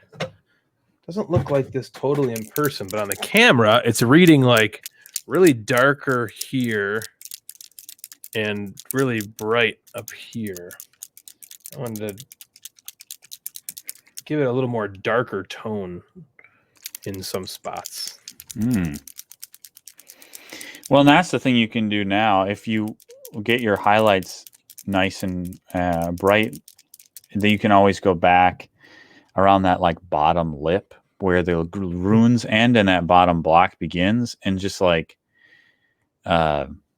looks pretty good though. On the camera anyway. I kind of like how it looks. Yeah, it does look pretty nice. I'm liking it too.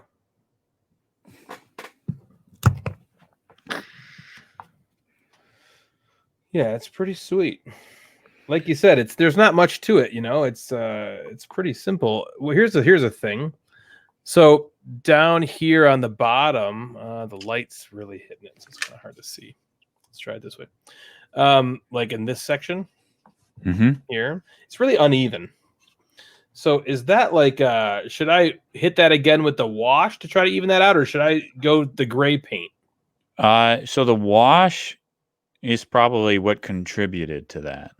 Right. I would do because we've been dry brushing. So that's kind of the look of this whole piece, is sort of that dry brush has a what's the look? It looks like dry brush. I don't know what to call it. It's kind of sandy or speckled, or the color is has a certain look to it. I would dry go back to the original gray and just try to smooth that out with a dry brush. Is Okay. probably what I would do. Okay. That's what I'll do. Oh man, I have too much paint on there.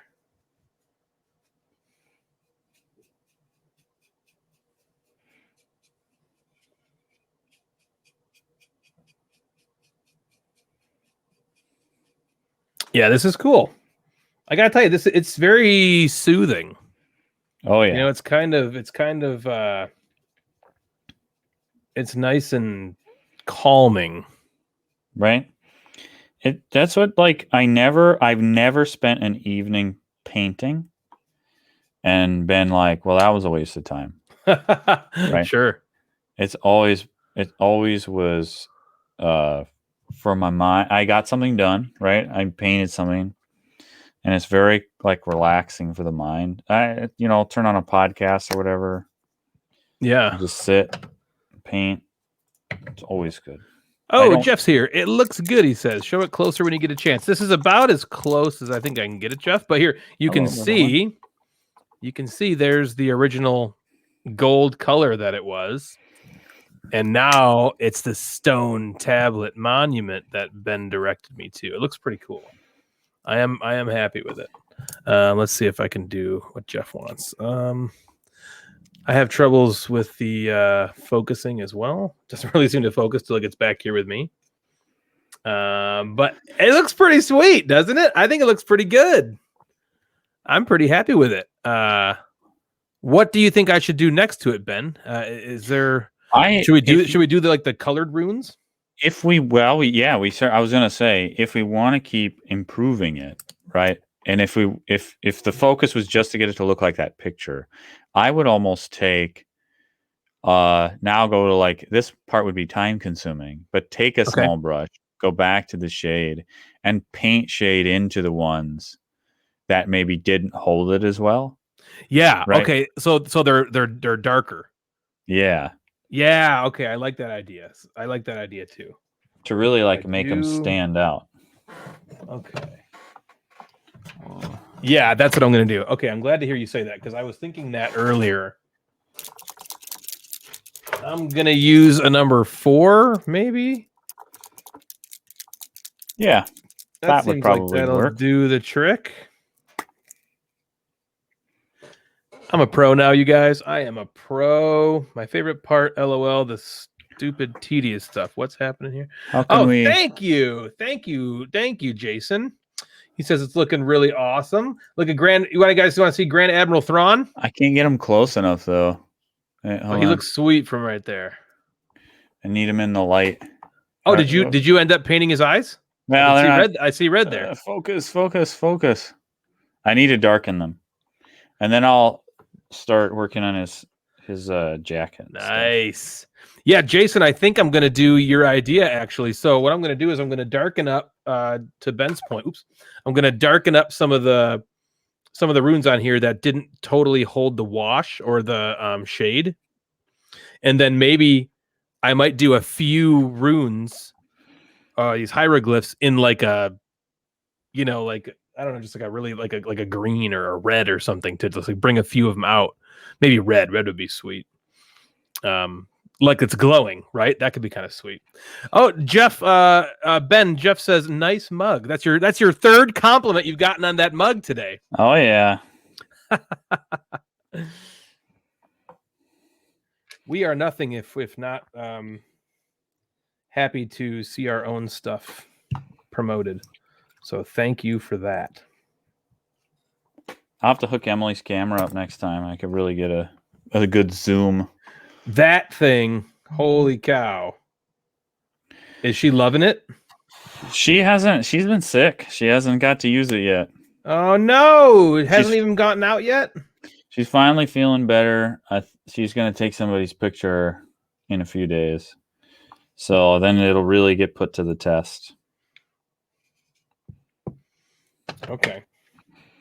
Because that's like the king. That's like the granddaddy. Yeah, I didn't realize she was going top dog. Yeah. She went all the way out. That must mean that you now have license to buy whatever the hell you want.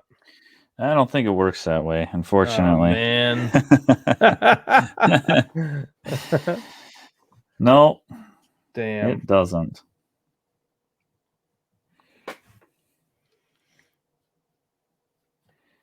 Or was that camera her 38 or 3080 Probably, graphics right? card? Yeah. It was significantly more expensive than a graphics card. Yeah, it was like 3 or 4, maybe 5 graphics cards. Yeah, exactly. Well, then again, you can't get them right now, so Oh, are they still? You can still not get them? I Are think they it's elusive worse. like the PS5? Yeah, I think all electronics are in that boat, Yep, it's like impossible to get anything. right? It seems like they maybe phones get the priority. There doesn't Yeah. seem to be a shortage of phones, Yeah, true. but and then everything else takes a back seat. But if you look at the kind of money Apple makes, apparently phones make a lot of money. Well, they make a lot of money off their app store, I think, too, though. Yeah, they got the biggest one, right? I mean, Yeah. Jeff says, "LOL, Emily spent all the money. There's none left." Exactly. Also, Janelle says he's looking good, Ben. So Oh, thank you. the people are loving Grand Admiral here. I wish I could get. He's quite small. You know, I like painting Arcadia Quest stuff. Is fun, Yeah, because it's like chibi style. right? It's nice and big and cartoony. Obviously, Games Workshop stuff is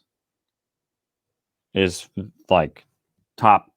You know, it's such there's such nice models. It's almost like you want to get good on board game stuff and then go paint like an actual mini from a game like that, because they're like models you build. The quality is just a completely different thing.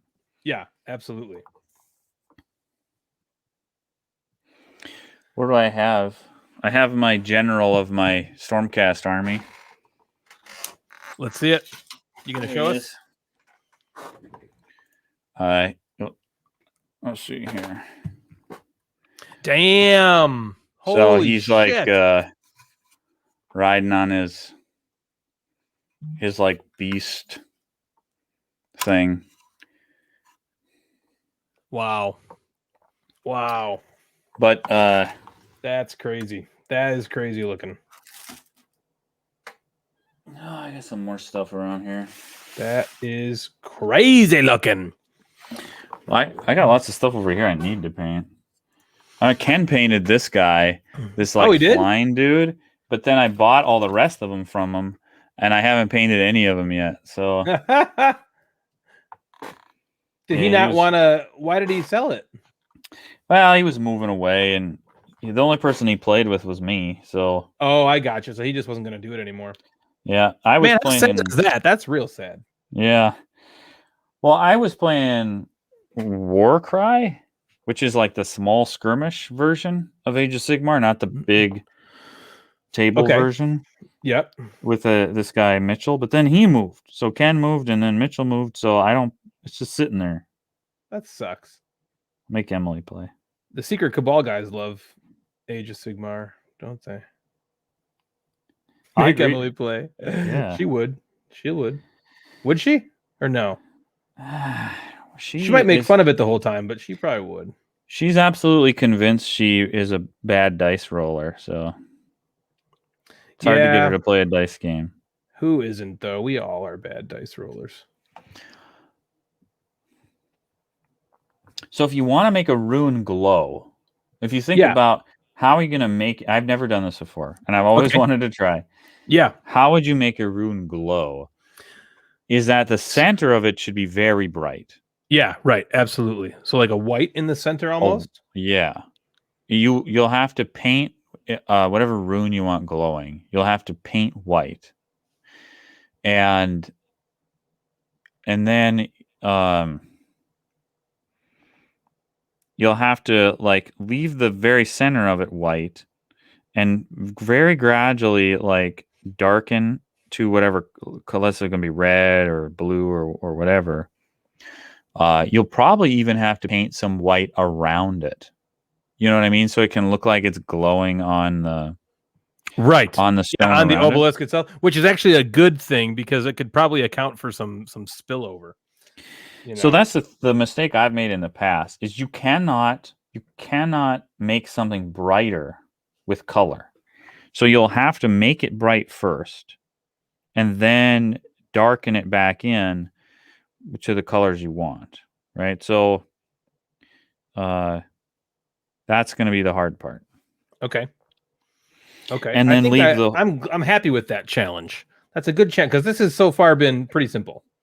I bet if you left even the whole inside of the rune, the base of it, let's say white, and then started to put whatever color it is up the on edges the outside and then to the outside, it'll look like it's glowing that color, but it'll also look like it's glowing. That's my guess. Having never done it before, that's what I would try.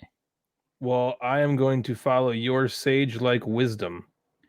Because you can always take color away.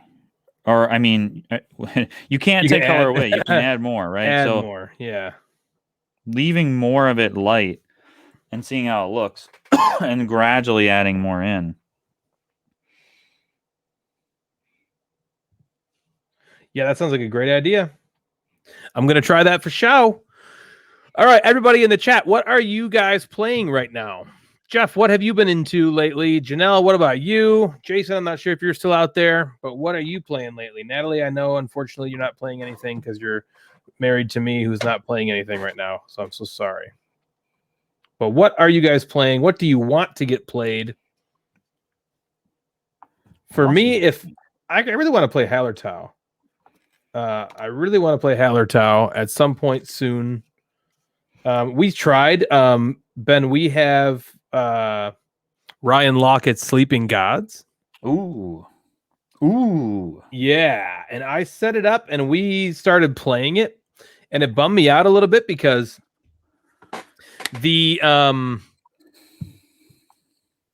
introductory scenario, which you have to play, so you can read the rule book, you can do all that stuff. You still have to play the introductory scenario, like the tutorial, because it has story elements that exist throughout the game because it's a campaign style cooperative game, right? And so I was like, okay, we're gonna play Sleeping Gods, and so I went through the introductory setup, and there's a ton of components in this game, but it told me to set up all these introductory things, so I did, and then I read the rule book because it said somebody should read the rule book, but you can learn the game from this tutorial thing, but someone should probably read the rule book as well. So I read the rule book too. Okay. And we sat down to start playing from the tutorial. And as we're going through, it keeps telling me to set more things up after we've been playing for an hour. It's like, okay, now get this card from this deck. And I'm like, oh, it didn't tell me I needed to do that in setup. So now I get to unwrap these cards and sort them and shuffle them and then find the one. And then the rule book was wrong. The rule book was like, get these 4 starting cards from the adventure deck. And so I'm looking through the adventure deck, which has like hundreds of cards in it, and I can't find these 4 cards. I'm like, oh my God, we don't have them. And lo and behold, it wasn't the adventure deck they were supposed to be from. It was the equipment deck. Oh no. But it said it wrong in the rule book. And so, oh my God. So we were like really bummed. That took like a half hour. And then we just as we kept playing this tutorial, it kept making us go back into the box to take out more and more components. And we just eventually were like, okay, enough's enough here. We're going to end it for the night. Why didn't it just tell me everything to set up right from the jump? It would have been a lot easier to go through. So we're going to try it again. Now that we have our expectations are, tempered or whatever, but it was cool, man. The artwork in the game it's Ryan Lockett, so it's beautiful. Mm-hmm. That guy, because he does all his own artwork, as you know. And I really like the idea of the story. It kind of reminded me of Forgotten Waters. If you've played that. I have not played that. Really good, man. It's so good. But so I think it's going to be a fun game if we can get into it. You know what that kind of like reminds me of is when we played Charterstone a long time ago.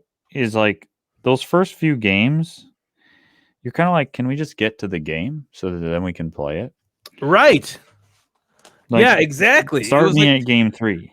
tell me what I need to know at the beginning so I can just jump in. I don't want to have to just like, oh, now I got to, I get what they're doing. They're trying to like teach you a little bit at a time to make it not so daunting. But it almost had the reverse effect of what it was trying to do.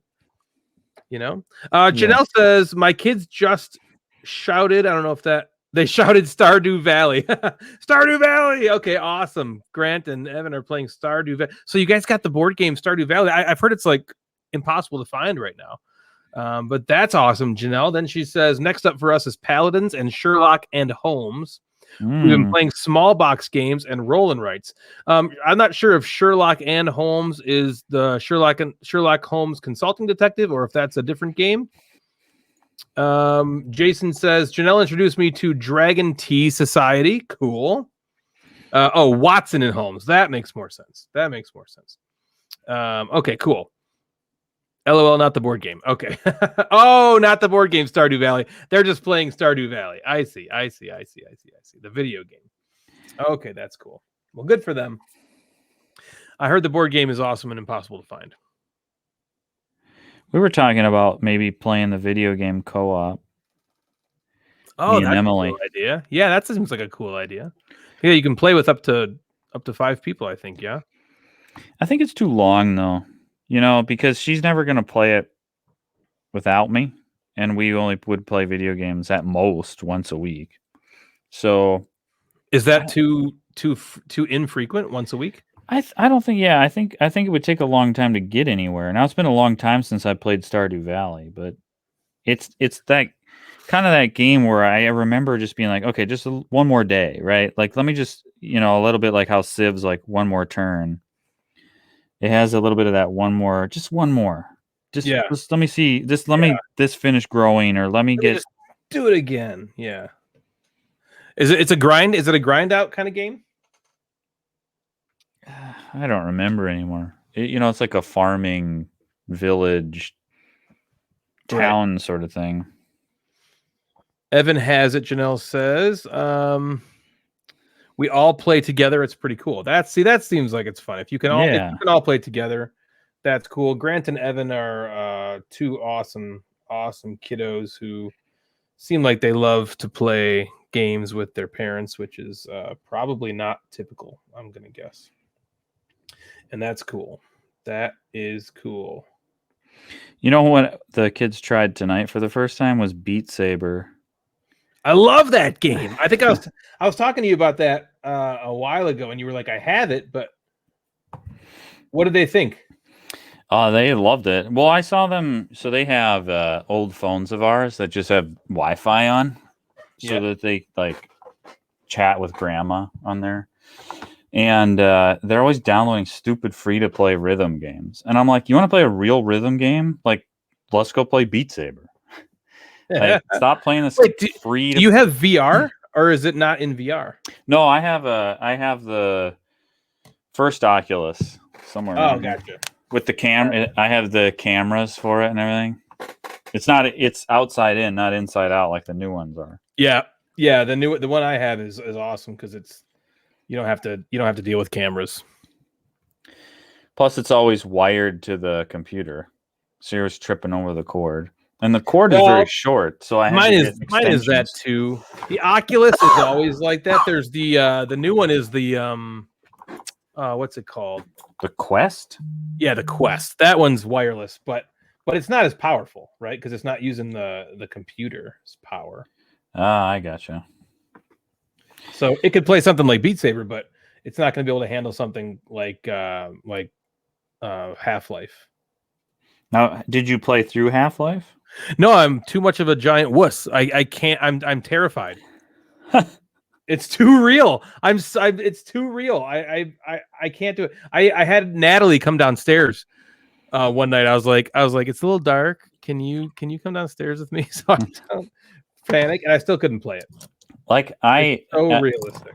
I'm laughing, but like I'm the same way, right? Like I would be so scared. Yeah, it's so realistic, dude. It's a marvel of technology, but it is terrifying. It's terrifying. I like to think that it was fun. That's the whole reason I bought the damn Oculus too. I like to think that someday I'll become jaded to life and I won't care, and then I'll just play it. Then you'll have the guts to play it. Yeah. Yeah, something like that. We'll see. Dude, I think I'm almost ready to start your plan, your hieroglyph plan. Excellent. I'm going to let it dry for a minute, and then I'll pick a white, right? Yeah.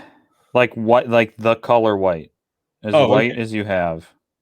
I have matte white. Yes, that's what you want.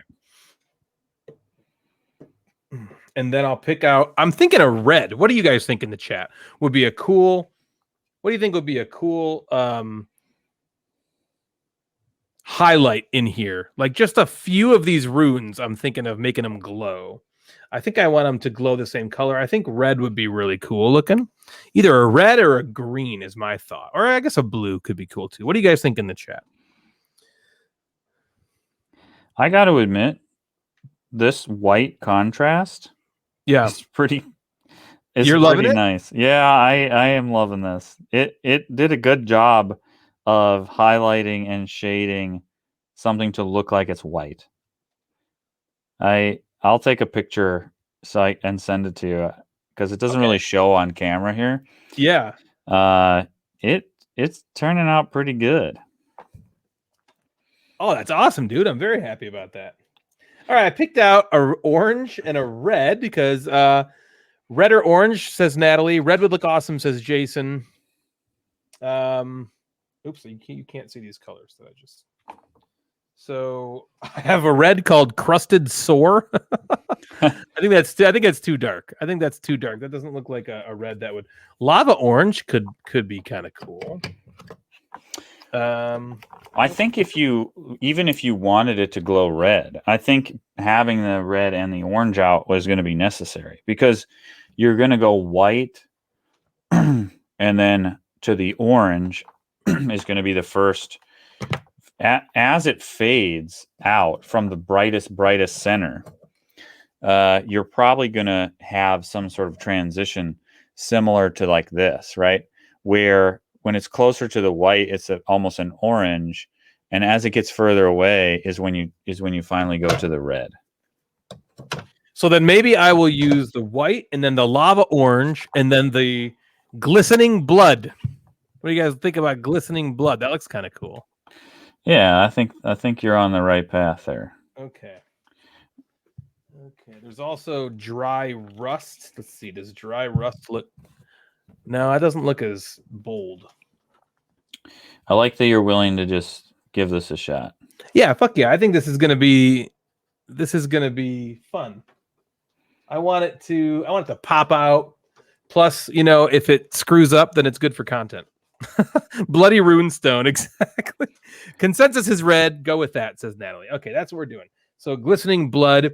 Well, and Ben said I got to use orange to kind of like taper it in, right? So yeah, I think so. White. I'm gonna do white, and then. So I wonder. Now here's the next question, chat. What do you guys think? I'm thinking honestly, only a few runes per side that I'll do this with, so it'll really pop and contrast out. I'm going to pick some probably bigger ones. But what do you guys think? You think like 3 maybe per side? So like 12 total? Does that sound like a good idea? 3, 4? What do you think? I like that idea. Plus you can just start. Cool. You can start with whatever and see how you can. The nice thing is you have a lot of tries, right? There's a lot of runes there. Yeah, true. I'm just worried that I'm going to spill over and it's going to look really bad, but I don't give a shit. I'm going to try it anyway. I don't have much advice for you because I've never done it before. You could always do a couple more later, says Janelle. That's true. That's true. If I do a few now, you're right. Better to start small and then add more. Right? Yeah. He agrees with that and says exactly. Okay. So you think the way to go is to do white entirely. you're almost doing the opposite of highlighting, like the opposite of what I'm doing right now, right? Which is starting dark and going lighter and lighter and lighter. And I think you're going to start bright, and then you're going to go slightly darker and darker and darker and further away out from the center. It makes sense. It makes sense. I don't know. I mean, these runes are tiny, so it's going to be not a ton of color that I'm putting on there. Yeah, right. Let me look up real quickly. I'm just going to look up if someone has done this. Painting. Well, that's the best advice. If you want to learn how to do something painting, you can always look it up. Somebody has a video about it. Well, I see a picture and it looks like exactly what you've said. I'm just looking at a picture and it's like this skull. Here, you can see this. It's like see that skull there? Yeah. And it does look like in the center is like white, and then it's just like different shades of blue around it. Search like glowing rune or something. Miniature paint, mini painting, glowing rune. Make it glow. I want to see it. What's up, girl? Okay, here it is. Here is the piece as it stands, literally right now. Put in the light. Oh, that's cool. Yeah. Yeah. Here's the Where's gold that white it was. that you did? Huh? Where's the white that you did? Or did you not do it yet? Oh, are you not on the stream? No, Okay. I am. I thought you were like starting. I'm doing it right Saw you now. scored. Well, I'm looking up how to make it glow. Ben says look up Oh, you have glowing. these little tiny brushes that you put in. I do have really tiny ones too. Glowing runes. Let's see. How to paint magical glowing runes. Yeah, that's what you want. But I want that on a miniature, I think. Those are like yellow. Yeah, yellow's a good color too. Or the glowy color. Yeah, that is a glowy color. Ooh, that could be it, maybe too. Man, the red. I thought the red seemed cool, but yeah, this kind of looks exactly what it's like. Oh, look, you still need those colors. Can you hear that audio, Ben? I cannot. Okay, good. I didn't share the audio on there.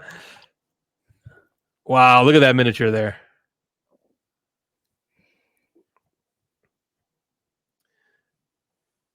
Wow, that's cool. Yeah, how's this guy gonna do it? So he's painting the red in there first. Well, he's gonna do the opposite, right? He's gonna paint Yeah. smaller and smaller and smaller, or thinner and thinner, right? A lot of these paints are translucent. So he's put so he just put like he did the whole rune red, and then he looks like he's coloring the dot of it. Oh, why isn't it playing anymore? Oh, there we go. Yeah, that's the way to go. He's right. I was wrong. The Now dot that I think of it about is it. orange. That's cool. And then you would paint the lightest color last. Yeah, so if you want to do red, paint the rune and a little area around it red.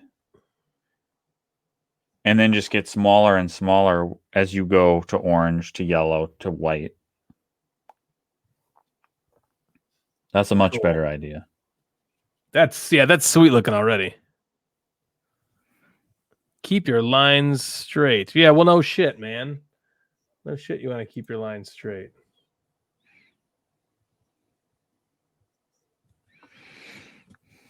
Oh, what did he say?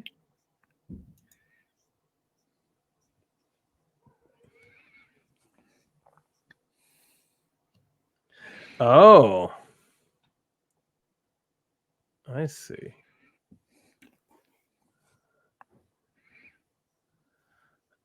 Wow.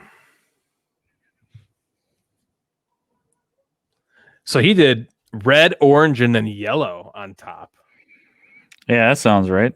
Yeah. All right. So and then he's highlighting the edges with white. This is crazy.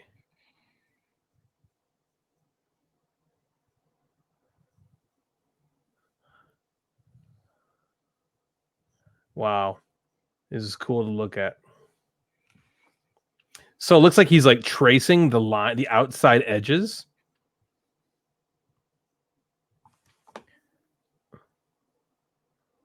Wow. Okay, this guy is next level. So I think that's the way to go. So I think we start with red. That's the way we put on our paint. Okay. Let's do it. Go nuts. Let's do it. Yeah. Okay. I'm gonna go nuts. I'm gonna try this. Why not? Let's take a chance. Let's take a chance. So if you don't shake up and mix the paint, what do you get? What does it come out as? Is it just all, like really higher? Is it just like you're mixing the sediments so it's even instead of getting like a glob of dark? It's just like if you buy a can of house paint and you don't stir it, it's separated, It's like that in there. Okay. Understood.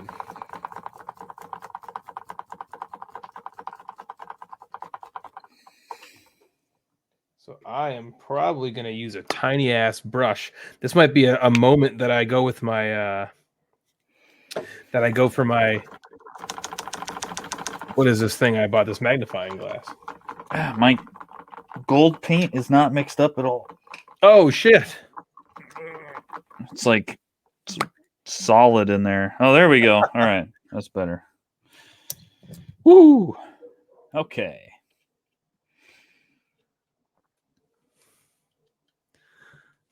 What are you using the gold for? His shoulder straps are gold, at least in this picture here that I have. Okay. So up on his shoulders, he has these like raised things, and they're gold in the picture on the box. Okay, I see. But like a very light gold, almost like not something made out of gold, but gold colored fabric, like silky looking. Yeah. But I still think the metallic paint will do a good job of getting that look. But I don't want to do, normally I use like a darker base color for gold. And I don't think that'll look right on here. So I'm trying to do this like super light. It's like a very thin paint. I might not have to do anything to it afterwards. It might look just how I want. That's good. That's good news. All right, here I'm going in. So the one I'm starting with is this guy. All right. This one here is going to get the Rune treatment. Are you going to do it like the guy in the video?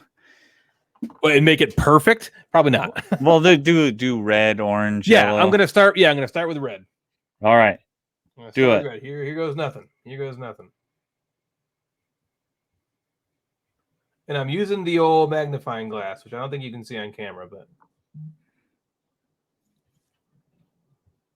wow.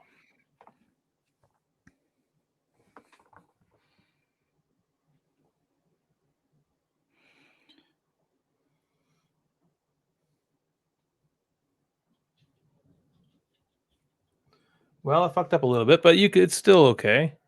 There it is. There's the red guy. Beautiful. That's okay. I think you want it coming. Yeah, coming off a little bit. Up a little bit, yeah.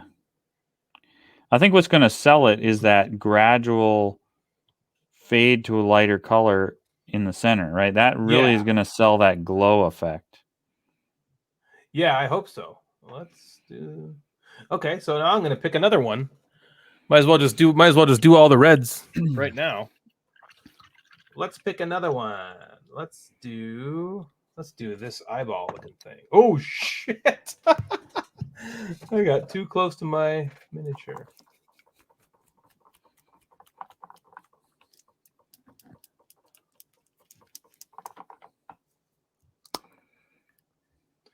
That's okay. Well, or is it? Let's see. Did I mess that up too much?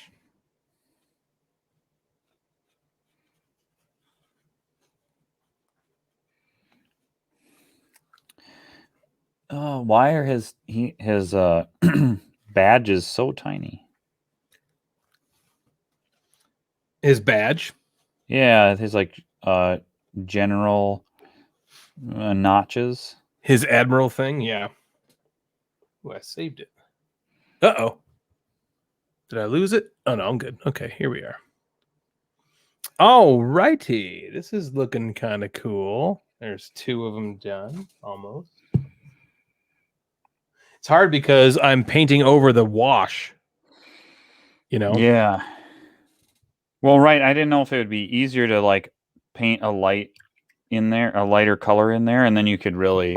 But if you get enough coats of the red, I think then you can easily go over it with the orange.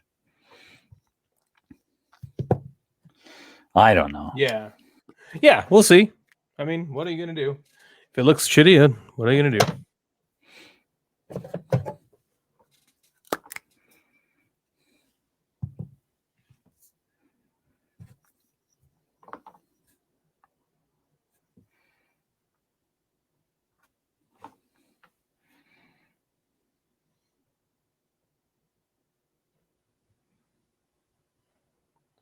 I apologize for the lack of speaking at the moment. I am really concentrating on this. This is delicate work here.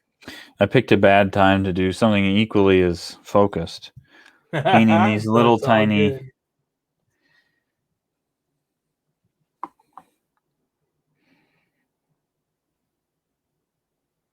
Woo. But this is the perfect example of something that if you were going to take a super close up for like a post on wanting to show what this looks like, Yeah. it doesn't look good, right? Yeah. It's messy. But when it's on Yeah. the table, you need to see is that like red, yellow, blue Yeah. shoulder. Like it doesn't matter, right? This isn't my entry into a painting competition. I'm just trying to get this on the table. It's exactly True. what you were saying earlier of like stuff just looks good with some color on it sometimes. Yeah, just throw some color on it. So, oh, thank you, Natalie. She says you're doing so good. I don't know. We'll see. I can't wait to see what it looks like when it's done. But I am having a good time. This is fun. So Ben, thank you for teaching me this. This is great. The time just melts away as you're doing this stuff. I feel like I've done nothing and we've been streaming for a couple hours. So this is really great. I had no idea it had been so long. I agree. It's just the way it kind of goes. You're having a good time, so just having fun.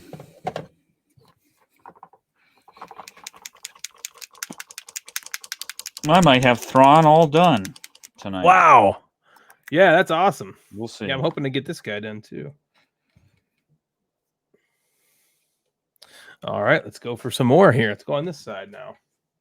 I'm going to do this one, right? That one. Let's hit it.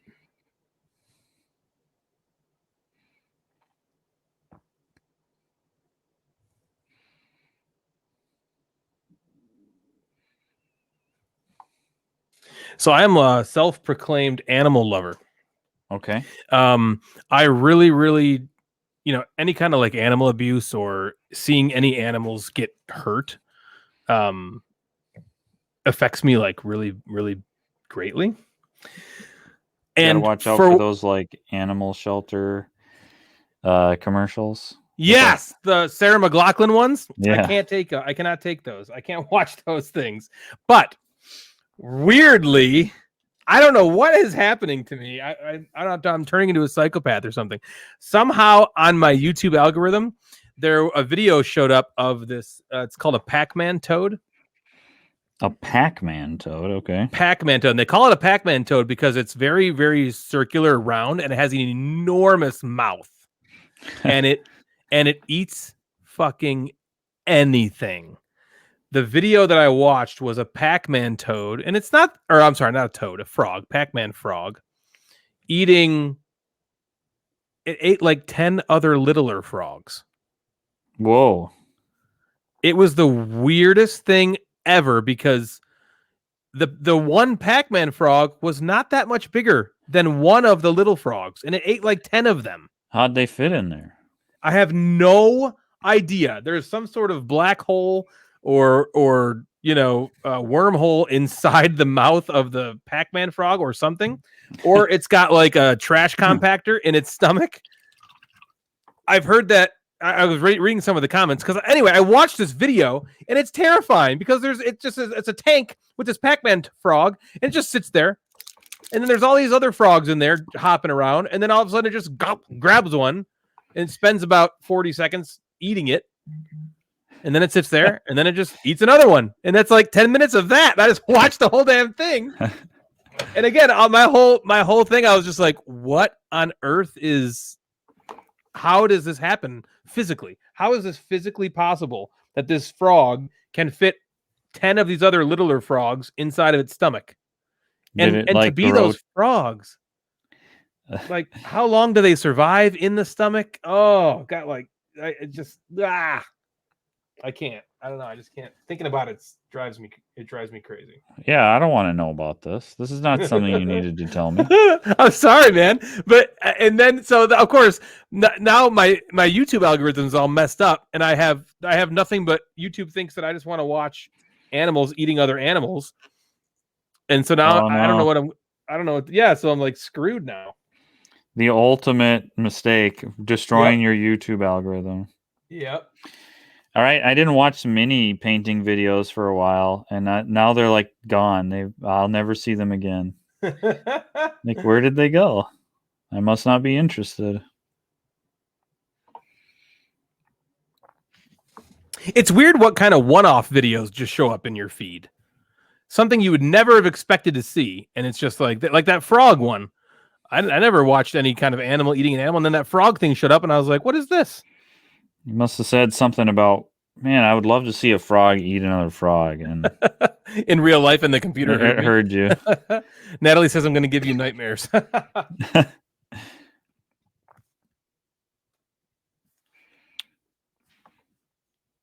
So I painted everything that would be shaded with the black shade. And now I can just go over all those parts. And then, a lot of like when I remember I was trying to be super cheap when I first started. This is a long time ago.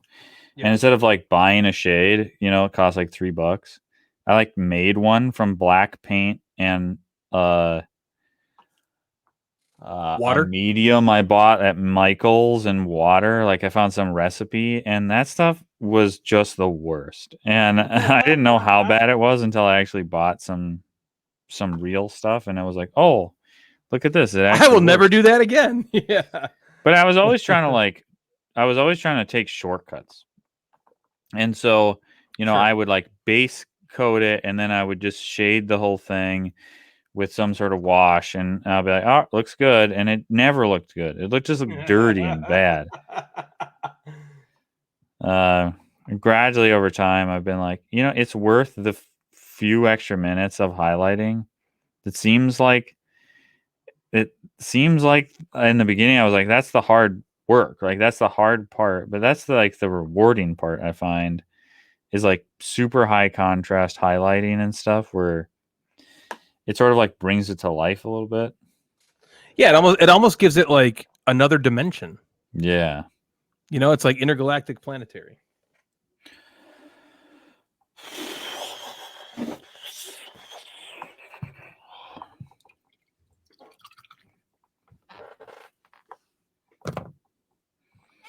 Well, Phil will be happy. I've painted another one of his minis. You're done? Almost. Oh, man. I can't wait to see the final reveal.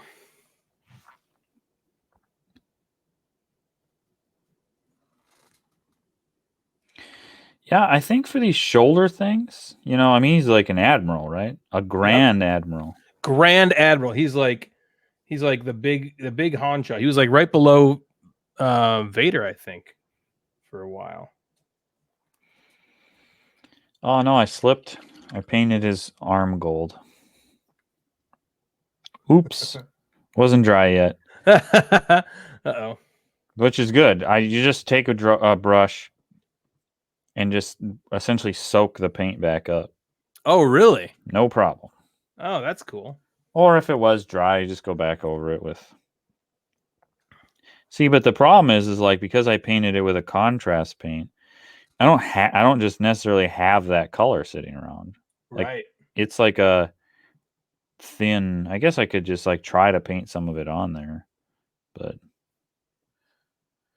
that's the thing with like these contrast paints is like they're kind of a shortcut, but sometimes there's kind of a pain because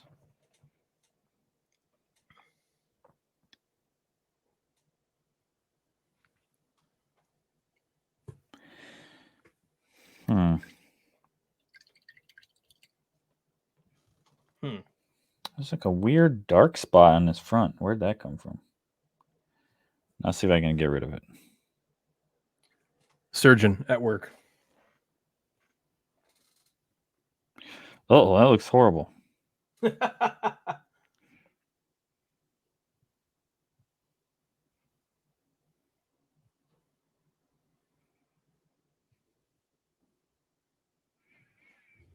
I think it was like the sprue spot or something. It's like a circle on the model. That's weird. This looks pretty cool, I gotta say. This looks pretty cool. I like it with the red. Yeah, right? The red kind of like hits it nice. Some sides I gave 3, others I just gave 2.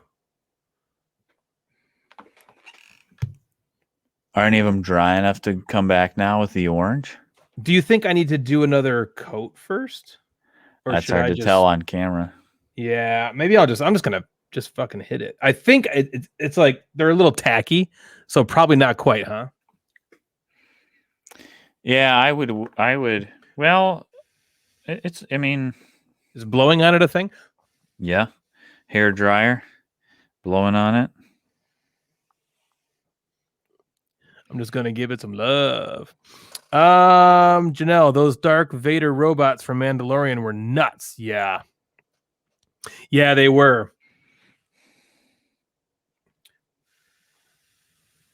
Until Luke showed up, right? I never knew I needed baby files until I had some. I use them all the time, especially for dumb sprue marks. Ah.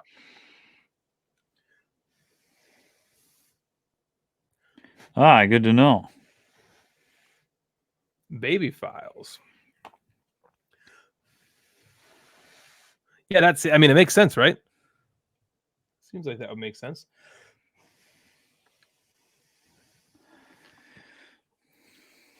I'm gonna have to play Tekkenu soon. Yeah, right. You'll need an excuse to get it out. Yeah. I'm sorry, what were you gonna say? I have no idea. That's my life. The black hair of Thrawn here is very it doesn't have a lot of contrast to it. Like, it's hard to see that it's hair and not one big black mass. Oh, blob. Yeah. So what do you do about that? Well, like, the texture of it is extremely fine, right? So what I should have done if I wanted it to look different, is the base color should have been light enough that that there was a contrast between the shade and the base coat so that you could see when it went in the recesses. Okay. The other thing I could do is like a very light dry brush to pick up that texture, or just like go back and paint in the high parts, the highlights.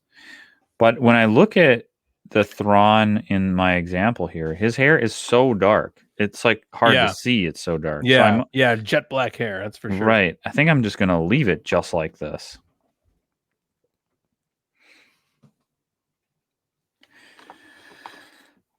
Why didn't they tell the robots to go back to bed? Yes, I agree. When Luke just started absolutely annihilating them, which was a pretty badass moment in Star Wars. Bedtime for me. Can't wait to see it finish. Good night. Good night, Natalie. I love you. Thanks for sticking around. Oh, I don't think I shook this enough, and I see why now.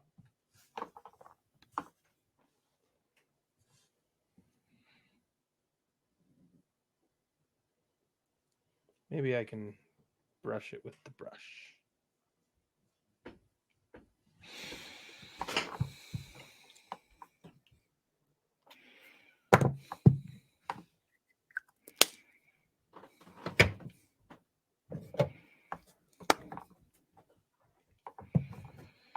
Well, I am so glad that you invited me on to do this.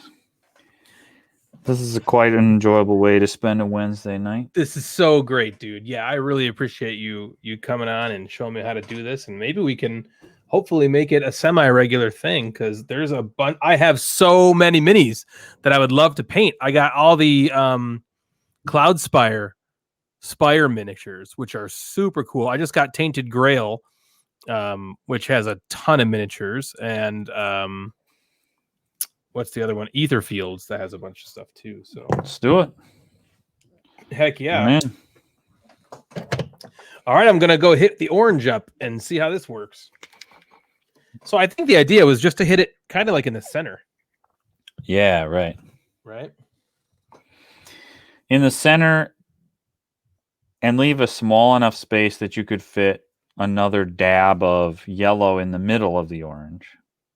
For sure. Or right, you want it to be quite small probably, but big enough that you have enough space for another brush stroke of the yellow. So I went too soon. It was definitely not dry. I mean, it still looks cool, but Well, now you can wet blend. oh, That's kind of like make them go together, huh? yeah, I mean, I've done that a couple of times. It's not something I would probably do for like a glowing glyph. But yeah, you purposefully have wet paint on there that then you try to blend into another color. I'm trying to think of like some places where I've actually done that successfully. There probably isn't any.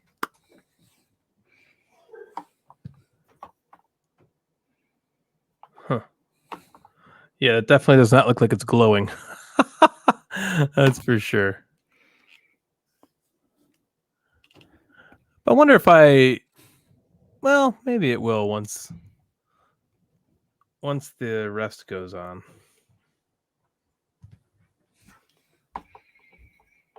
I wonder if I still do the outside edges white like that video did. That would probably help, right? Yeah, that seems like it would kind of make it. I don't pop a know. little I more. want to figure this out. How to do a glowing rune. Do I have somewhere where I could even try?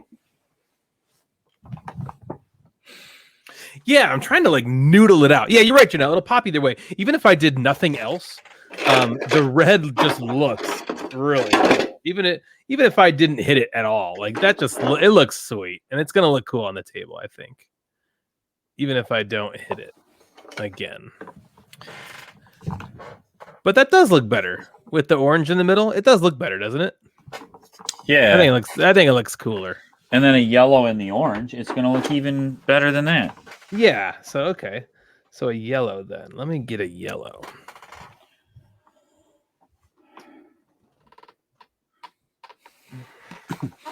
I want to try, but I don't.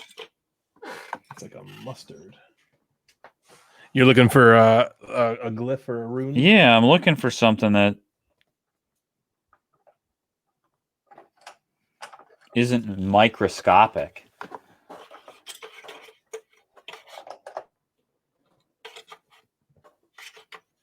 Moon dust. That's the one.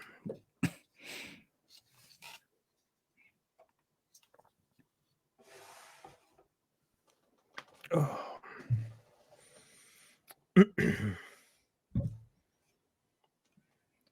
Yeah, this is cool looking. But they're like globules, you know what I mean? Like, because they're like so like little pools, so it's like a pool of paint. You know what I mean? Because I couldn't really brush it on, so it's taking longer to dry because of that. Oh, I gotcha. Janelle asked, "Do you have a mini with a shield?" Do I? I think maybe because you're trying to find something to do a glyph on. Yeah. Do I have any that are primed and not painted? I have lots of Stormcast guys with shields, like this guy. Because that looks pretty cool. Oh, that's nice. Wow, that looks good. But I was gonna try maybe this guy's like on his front here. Oh yeah, that could do it. That could do it. That could do it. Hey, what's up, Joe? Joe says, "Hi, Ben and Ryan. How you doing, man?" Hi, Joe. We are painting my first ever painting job. Ben is teaching me here. I am painting the obelisk for Tekenu.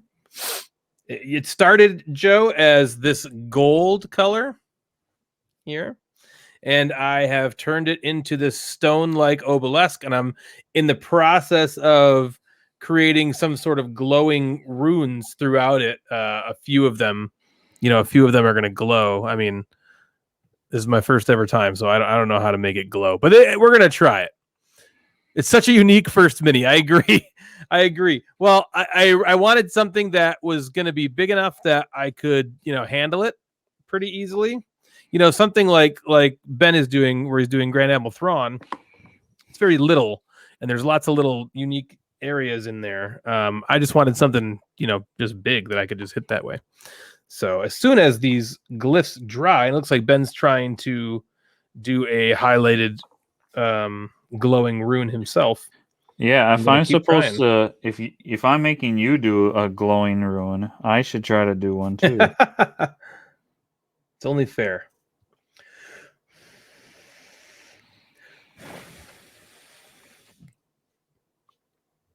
Do it, Joe. Do it, man. He wants to paint stuff so bad. Yeah, it's been a couple of years. I've thought about doing it for a long time, and finally I'm starting to pull the trigger. I got a bunch of paint stuff for Christmas, and so here we go. Heck yeah. Here we go. Joe says that blue better pop on Thrawn. Yeah, it does. It looks really good. He'll show you the Thrawn in a second after he's done working on that, and the blue face comes across really, really nicely. It feels weird getting my mouth this close to this thing. Where is the light here? Come on, focus on Thrawn here. So you can't see it focused, but you can definitely tell that the blue is dumb thing. That is blue. That's a blue Thrawn. I got it to focus before. Oh well. What if you put your hand behind it? There you go. Look at that. That looks great, man. The wash on there just really looks professional to me. Really? I think it looks great. I think Thrawn's all done for today. You did it, man. That looks amazing. Janelle says, nice. Yeah, that's awesome. I have no idea how to paint a glowing rune. It's tough, man. Yeah. It's definitely not easy. So here I go. I'm going to hit all these with the orange because I think they're all at least close enough to dry. All right, let's get back to the other camera angle. Here we go. Here we go. Here we go again. Or is it? No, this still looks very wet. Probably because I'm handling it. Hey. Yeah. All right, I'm going to let it dry for a little longer. It looks cool on the camera in the distance there. You can see like the edges. The stone like edge. Look at that. That looks pretty badass, doesn't it? Yeah. On camera there. Well, I think those sharp edges on the stone really makes it pop. Yeah, that was an awesome piece of advice there from you. It looks, I got to tell you, it looks way cooler on camera than it does in person.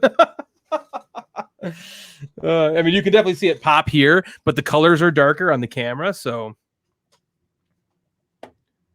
glow is challenging pretty much across the board, says Janelle. Yeah, it's tough, but we're trying to figure it out. That's what we're trying to do. Joe says, I don't think I had heard the Burger King D story. Really? That's one of maybe the most famous of all the D stories. But I hadn't told them all in a while. So I guess I could see that you haven't heard that one. Isn't it, man? To go back and experience that again for the first time, that would be insane. That would be insane. I don't have the space for painting right now. Yeah, I'm painting in the same space that I work. You can see my work computer is right there in the shot, and I'm painting on the same spot. I bought this Citadel mat.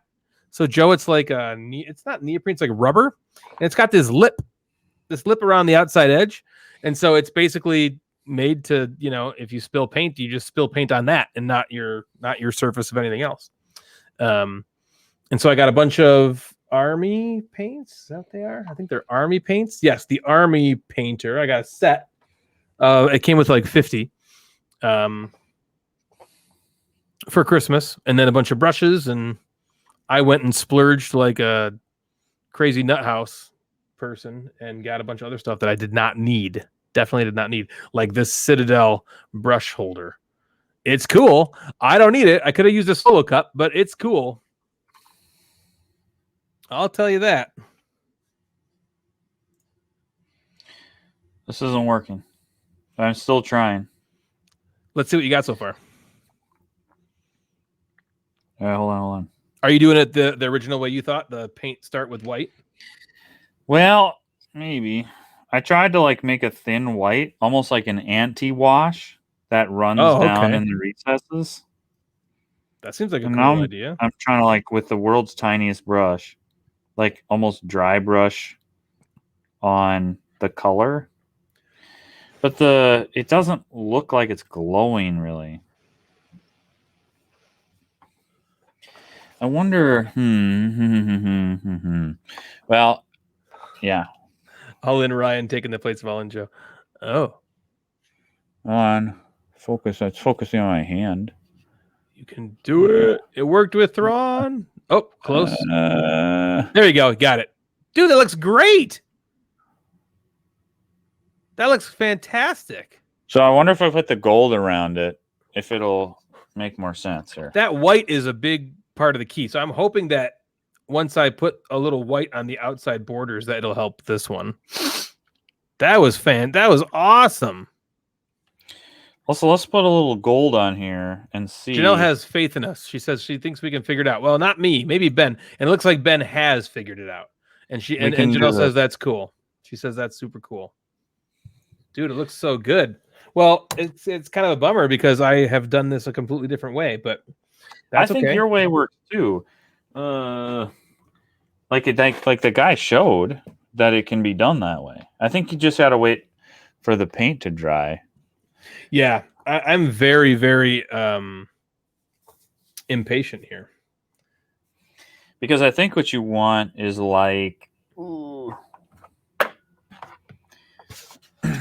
Yeah, it's definitely not dry still. Damn it. I just don't have...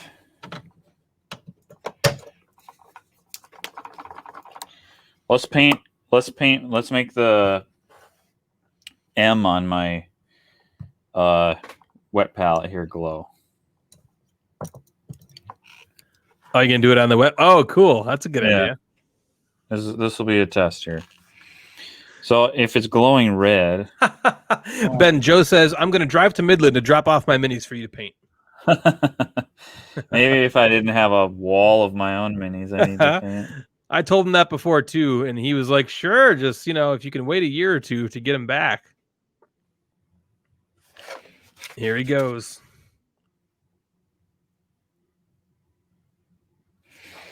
It's just plastic without primer though, so.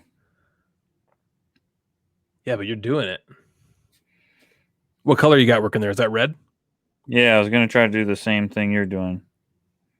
Oh, nice. Yeah, I just got to wait till these damn things dry. They just don't want to dry. And I'm blowing as hard as I can. Got to get the hair dryer going. Yeah, maybe. But then I have to move.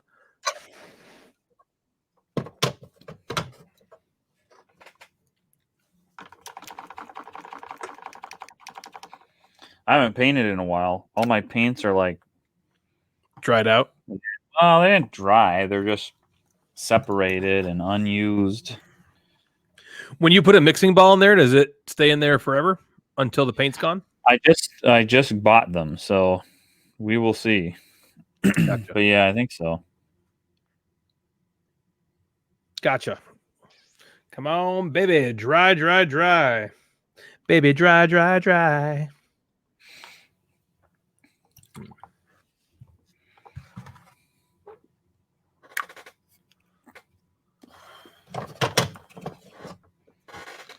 So, what video games are you playing right now, Ben?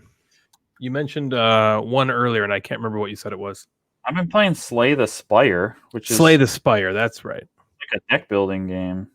I mean, it's a straight up card game, but it just plays quicker than you could play a card game on the table. So you can like play rounds very fast.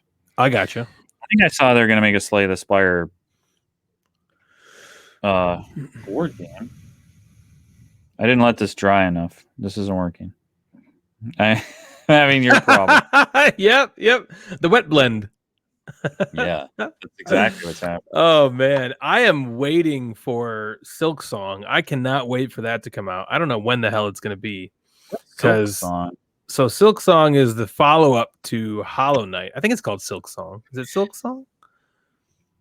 It's the follow-up to Hollow Knight, which was one of the best games for me that I've played in the last few years. I mean, I love the Metroidvania kind of genre as it is, which is completely what that game was. And it was just a complete blast. So again, I think Silk Song is the new one that's coming out. Joe says, how's that new Viking survival game? Valheim? I haven't played it much. Ken has a dedicated server up that's being hosted by somebody somewhere. And I keep meaning to play, but I just have the hardest time because I am not like a builder, so I'm not going to like build a house. I don't know.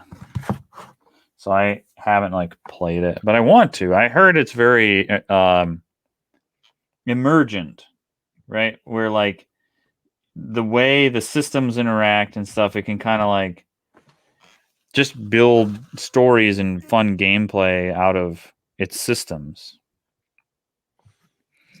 I don't know. Okay. Interesting. Janelle says, I think wet blending might be in your favor on glow because a gradient blended edge will be more glowy than a hard edge. Maybe. Okay. Interesting. Maybe that means I should just go for it. Looks like Ben's going for it. Dave is the freaking master of Hollow Knight. Damn straight he is. That guy, he is. I don't know how he does it. He's got the patience of a saint because he'll just play and die and play and die and play and die, and then it just doesn't phase him. He did that with Super Meat Boy and with what's the other one? The Binding of Isaac, I think. And Hollow Knight too. He would play Hollow Knight. So Hollow Knight, you haven't played it, Ben? I have a little bit. I then gravitated towards Ori and the Blind Forest, and Ori and the Will of the Wisps was the newer one. They're just a little bit more platformy and less combat. Gotcha. Yeah, so that's the thing that Dave is Jeff and Joe's brother.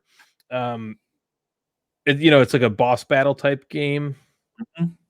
I got to the first boss, maybe. I didn't get very far in Hollow Knight. Okay, yeah, but still, you understand what it's about. He like 100%ed it on like the hardest difficulty. He basically got through. I think there was one part he had to go through and beat all the bosses without dying or something like that. It was some crazy thing he had to do, and of course, he does it all because he's just that guy. He's awesome. But it's tough. I don't know how he does that stuff. The only game I got good at lately was Hades. I played enough to be decent at it, but now I'm probably not anymore. I keep playing. I've gotten to Hades twice, and he just destroys me. But it was like that for me for a while with Theseus and the Minotaur. Mm-hmm. I mean, granted, I've probably gotten 18 or 19 runs, I think, of that. And so I know I need to play it more. But it's just really fun. It's just a fun game to pick up and play. Yeah, right. I think if you beat Hades 10 times, you get The like super secret ending. the super secret ending. You have to do something else to get. I actually haven't gotten the super secret ending. I don't know how you get Oh. it. So what happens if you beat it 10 times? You get like the end. I'll call it the ending.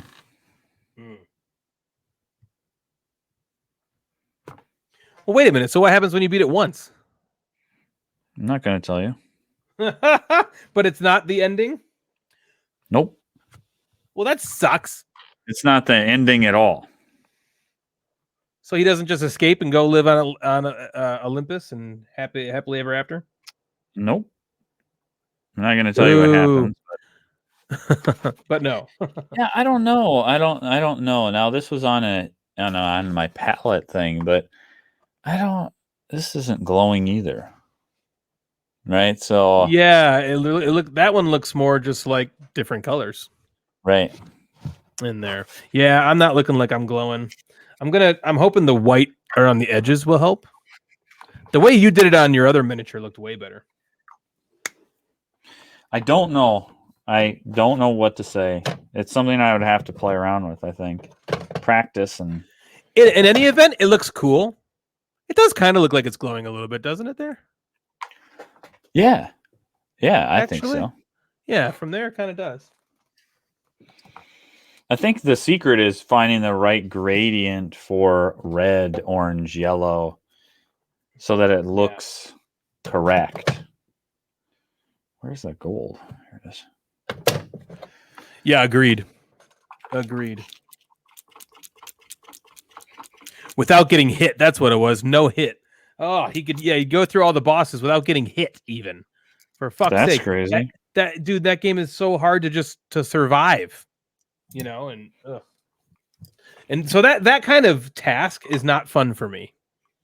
I find no joy in grinding that kind of thing. And Dave is he's hardwired into that kind of a system.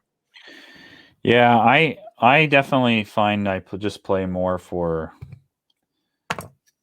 like story stuff a lot of times. Like I'll get big on a single player.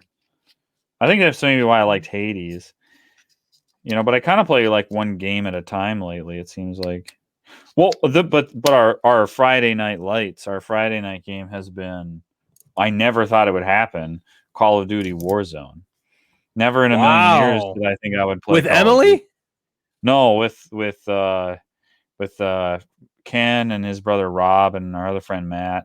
Sometimes our friend Mike. Oh, I see. Okay.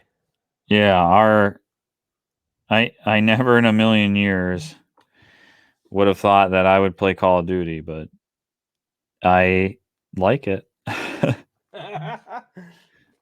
Not that I don't play first-person shooters. I play lots of first-person shooters. I played tons of Quake 3, a game called Tribes back in the day, Unreal Tournament, that kind of stuff. Well, why do you not think you would have enjoyed Call of Duty? Well, Call of Duty forever has been like the console multiplayer shooter, right? And I've always played on PC. I played lots of Overwatch and like Battlefield and Titanfall and that kind of stuff, and just never was the annual Call of Duty multiplayer. I never got involved in it. The time to kill is too fast. I always liked games where you had a little more like chance to have a couple of rounds of combat instead of just like Twitch fire shooting. Yep, I understand that. But for whatever reason, Warzone, it's easy to get into. It's free, so we can all kind of play it. They put enough new modes in every week. And there's a lot more people. Like we played Apex Legends for a while. But the problem with Apex was it felt like you had to really be on your game for it to be fun. And with Call of Duty, we can kind of just like get a helicopter and like cruise around and pretend we're in cops or something. And like goof around.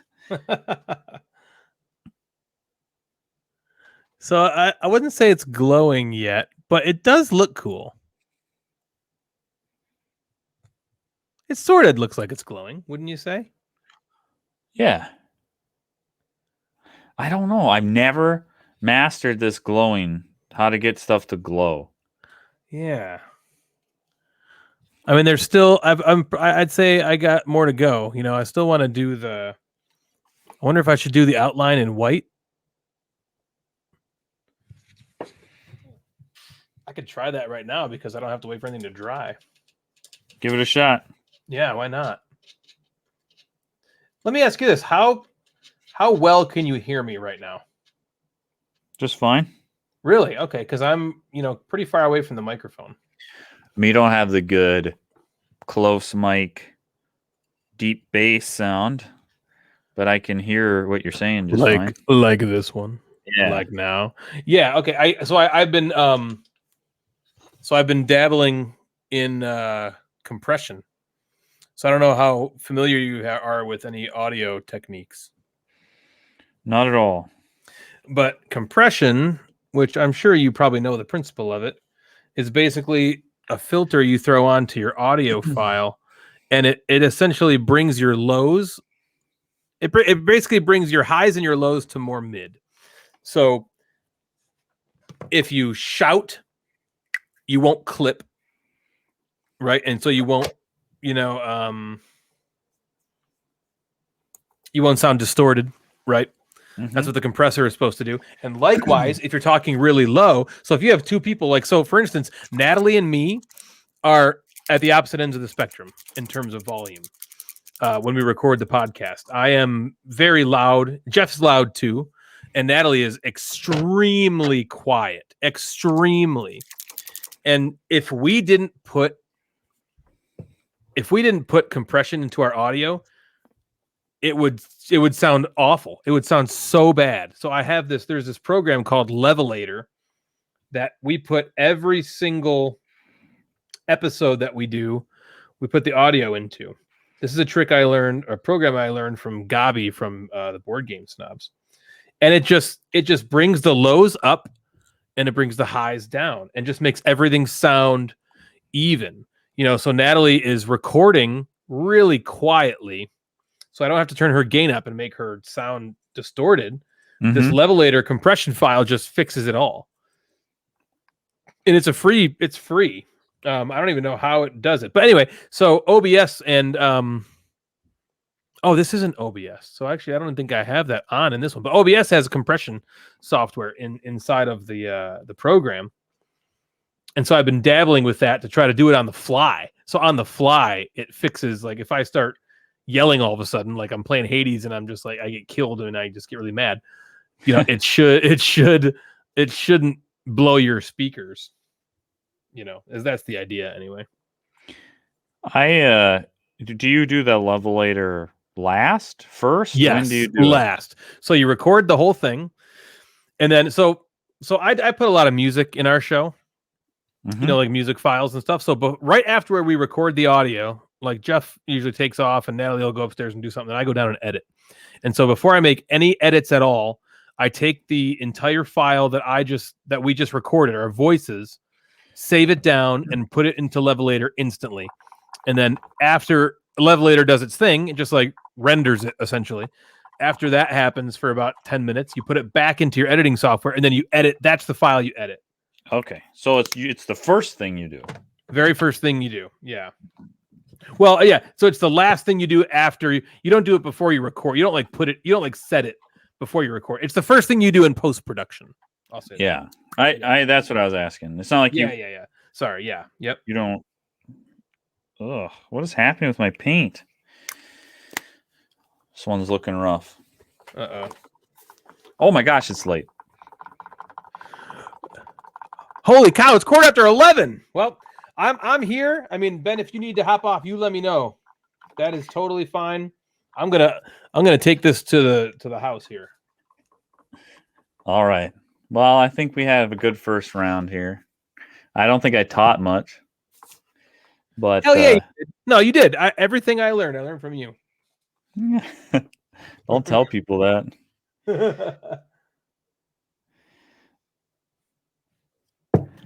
All right, man. I'm out of here then. Time for bed. Okay, dude. That's awesome. Catch you next time. Yeah. Have a good one, man. Thank you so much for showing me everything, and we will see you later. See ya. All right. So I am working on this guy. I'm outlining it in white. I can't tell if this looks better or worse.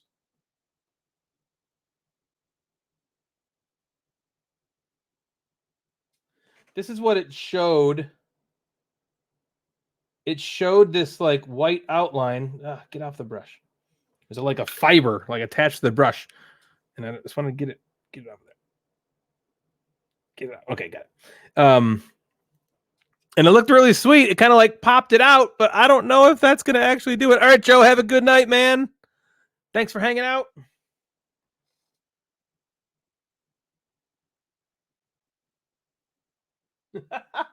This paint is not even applying. Yeah, is this making it worse? I don't know. I can't tell yet. I left the white globule on there. What is that cap for? Oh, way over there. Okay. I left the white globule on there. I thought I was going to start with that. And then I decided I would end with it. So I don't know. We'll see how this works. I do not know. I do not know. Please, please work.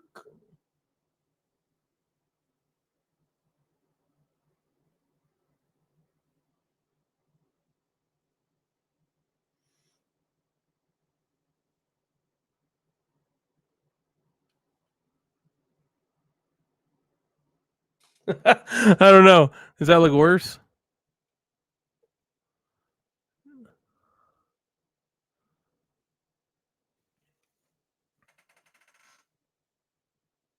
It does. I think it looks worse. What do you think? What do you think, Janelle? I think the outline was maybe a bad idea. Maybe. I don't know. I kind of like no, it looks bad. I'm gonna, if I can, I'm gonna try to remove that white. Can I do it? If not, I guess I can. It's not coming off. Oh, geez. Well, that's okay. It's tricky. I think it looks better, honestly, without the white on there. It just looks like it's drawing too much attention to it. That's okay. This is the first test. Can you hold it up to the camera? Yes.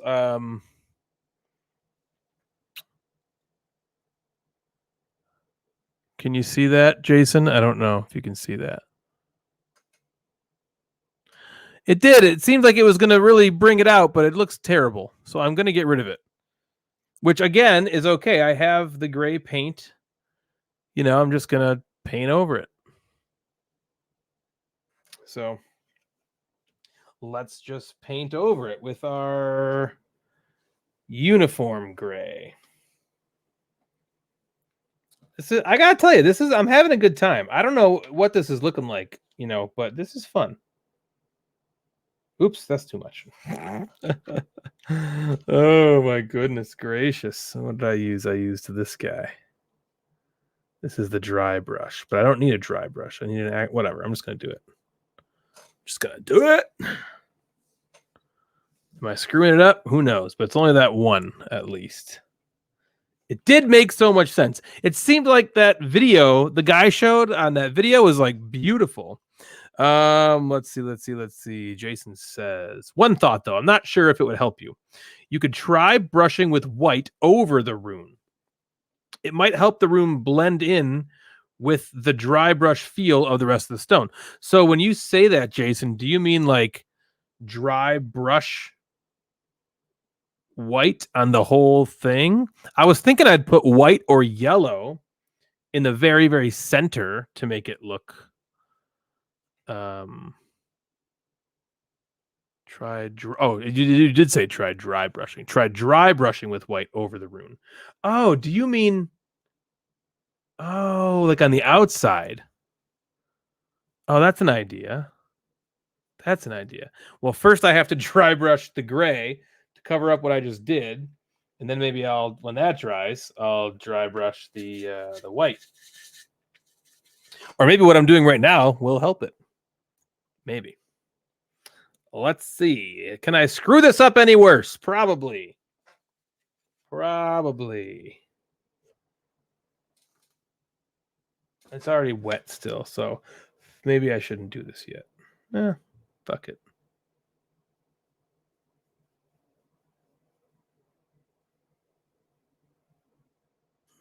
Again, I'm not used to just not talking. I always think that's bad for content if I'm not talking. But I am sorry. This is delicate. This is delicate work. I feel like I'm playing Operation.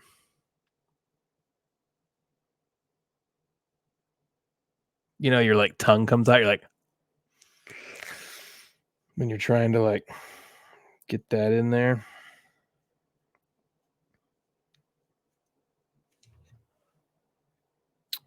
That kind of looks better, doesn't it?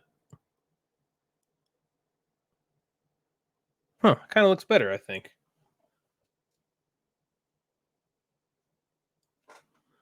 Does that kind of look like it's glowing? Or is it just stupid looking? I don't know. I can't tell at this point. I can't tell. It's not like sometimes I can't tell if a joke I'm making is funny or creepy. This is the same kind of thing for this miniature. I can't tell. Does that look good or dumb? I kind of think now it looks kind of cool. But I do think maybe the dry brushing of the white is a cool idea. I like it from the distance. Yeah, the kind of joke where you can't tell if it's creepy or funny. Yeah, that's every joke for me. It does look cool from a distance, doesn't it? But does it look like it's glowing? It kind of does. It kind of looks like it's popping out. So I think that's a cool idea. However, I don't like the way that I did it. I'm going to try Jason's idea, the dry brushing of the white. Maybe I'll try that right now. Maybe I will try that right now. I am an impatient person. If you know me, you know I am impatient. I think what you did is looking pretty good. I think so too, Jason. I think I'm going to try your method on the next one, and then I'll decide, I guess, which one I like better. But I think, in theory, your idea is the way to do it. Your idea is the way to do it, I think. Especially since I'm kind of mixing this white with that gray. So that could really help it too. Listen to me. Like I know what on earth I'm talking about. Like I have any clue what I'm doing. Oh, man. I think that's awesome. Right? Is that pretty good? Kind of makes it.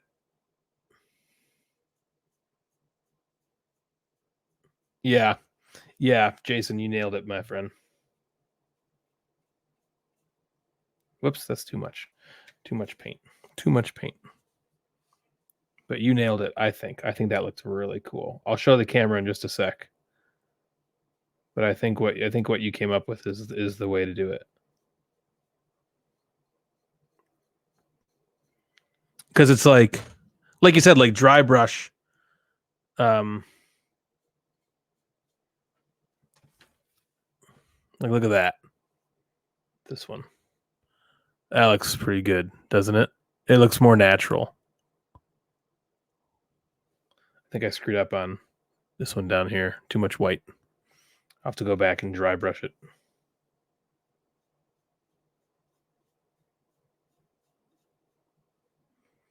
Yeah. Yeah. Yeah, thank you, Jason. Jason for the win. The Bobinator. Oh, that looks so much cooler. Look at that.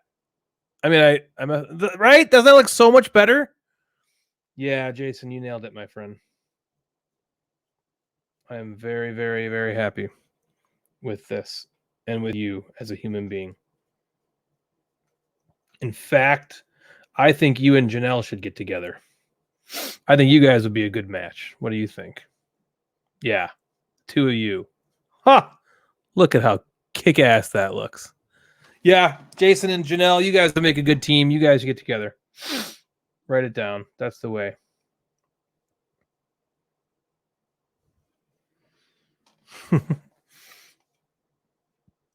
Yeah, it looks so good. I mean, this one I kind of screwed up on a little bit. It's a little too much. But, I mean, just,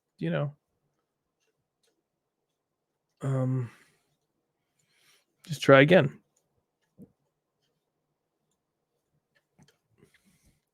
think if I just keep kind of going back and forth, blending in the white and the gray, it's going to get a nice eventual highlight from him. Yes, you do, Janelle. Yes, you do. You two are fantastic human beings. You are two of the better people I've ever met. You deserve every bit of happiness that he provides for you. Every bit.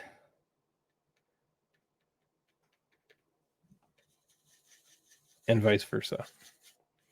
I'm sure Jason knows how lucky he is. I am sure of it. He does not seem and strike me as the type of guy to take things for granted. You know what? I need a little bit more. I made it too light. Need more gray. This is just very trial and error. I think I knew that's kind of what it was going to be like, but it's just a lot more soothing than I assumed it was. You know?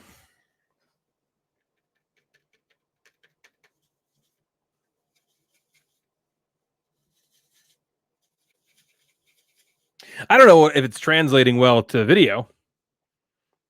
I'm not sure how this is for you guys to watch, but it's fun for me to do.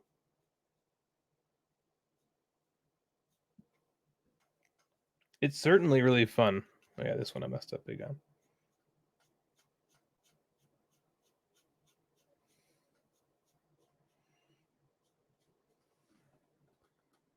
Yeah, right? It's really relaxing. I agree. It's just very soothing.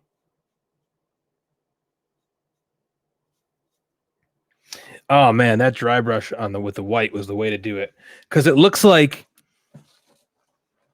it even looks better in person. What it looks like is it looks like it's glowing because it's like the white is like coming out. Look at that eyeball. You can see. Doesn't that look so good? Jason FTW, man. I wish I could do it with more precision because a couple of them don't look that good as that eyeball that I just showed. Like that one looks really cool. The rest don't look quite as cool.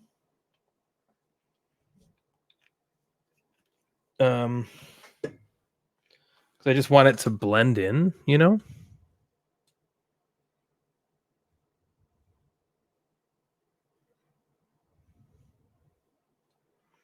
But yeah, I feel like I could do this.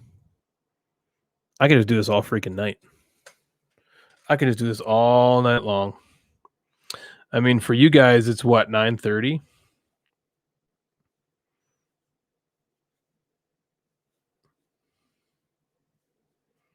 For me, it's 11:30.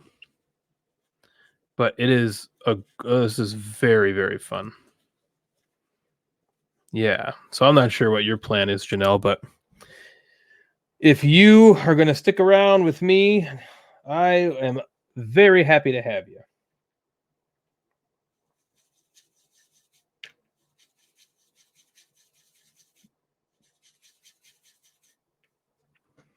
Very happy. awesome. I could see it being boring. I could see that. If it is, I apologize, but I am telling you, this is great. I want that effect. That like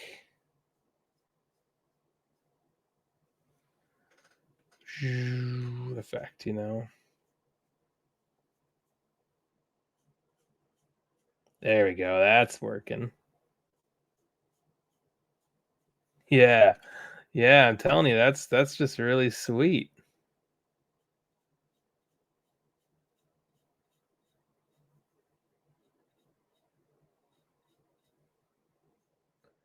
I still think I'm gonna hit it with the yellow.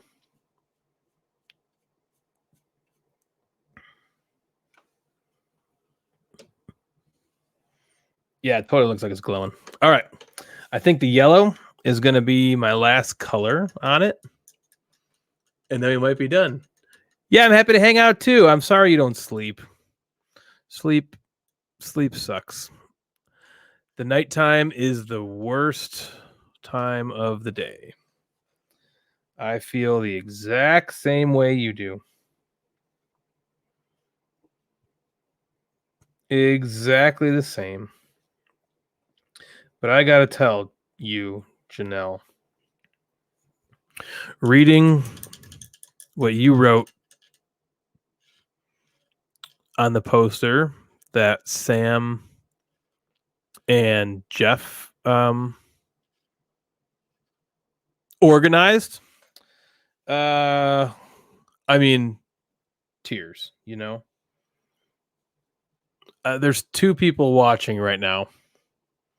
I'm not sure if that's Janelle and Jason. I'm not sure, but I just lost my father, and it's been very, very, very difficult wrestling with, you know, thoughts of my own mortality, um, losing him, and I lost my mom as well 10 years ago. So my parents are gone,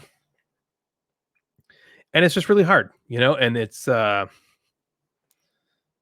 I'm not, you know, I'm not like a spring chicken, but I'm not old, you know. I'm not what I think is old enough that I should have lost both of my parents, you know. I'm still in my 30s. And they're gone, you know, and they're not just gone. I watched them go. You know, so I don't know what's worse. Watching a sick parent go through being sick for months and months, deteriorating and slowly, you know, dying, or thinking your family member's just fine and then all of a sudden they're dead in their sleep or something. I don't know what's harder on the family, but both of my parents I watched slowly,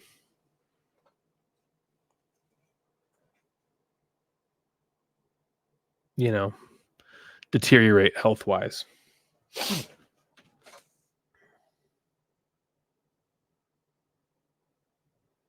Ah, that's too bright.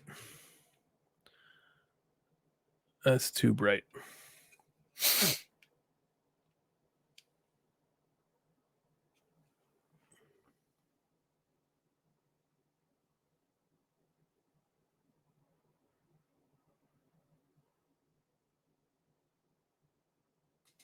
Anyway, the reason I'm telling you this is because some friends, listeners of the show, members of the Gateway Network, and friends organized this amazing poster with a bunch of kind and warm-hearted statements, messages, and it was just really great.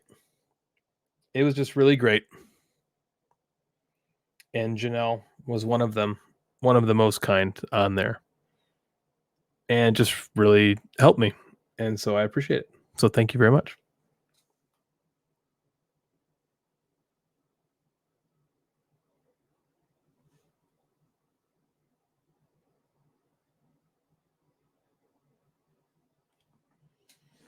So I'm just doing the littlest bit of yellow.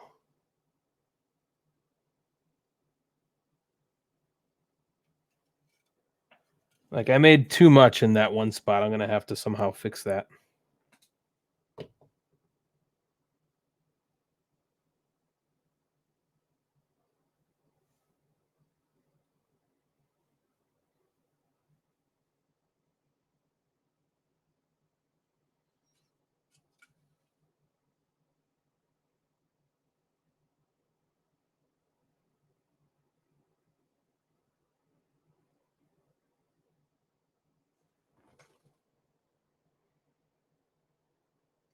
It looks pretty cool.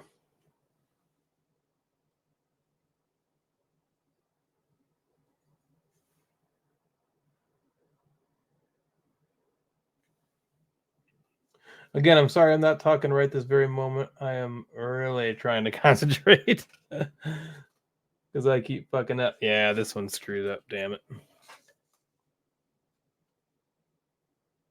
I just put too much on there. But I can go back, fix it, I hope.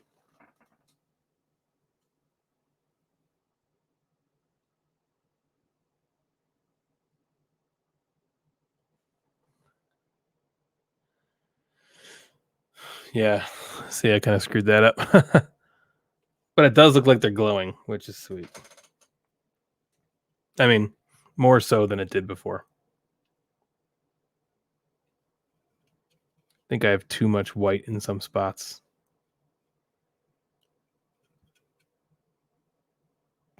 Yeah, I'll have to fix that with some gray.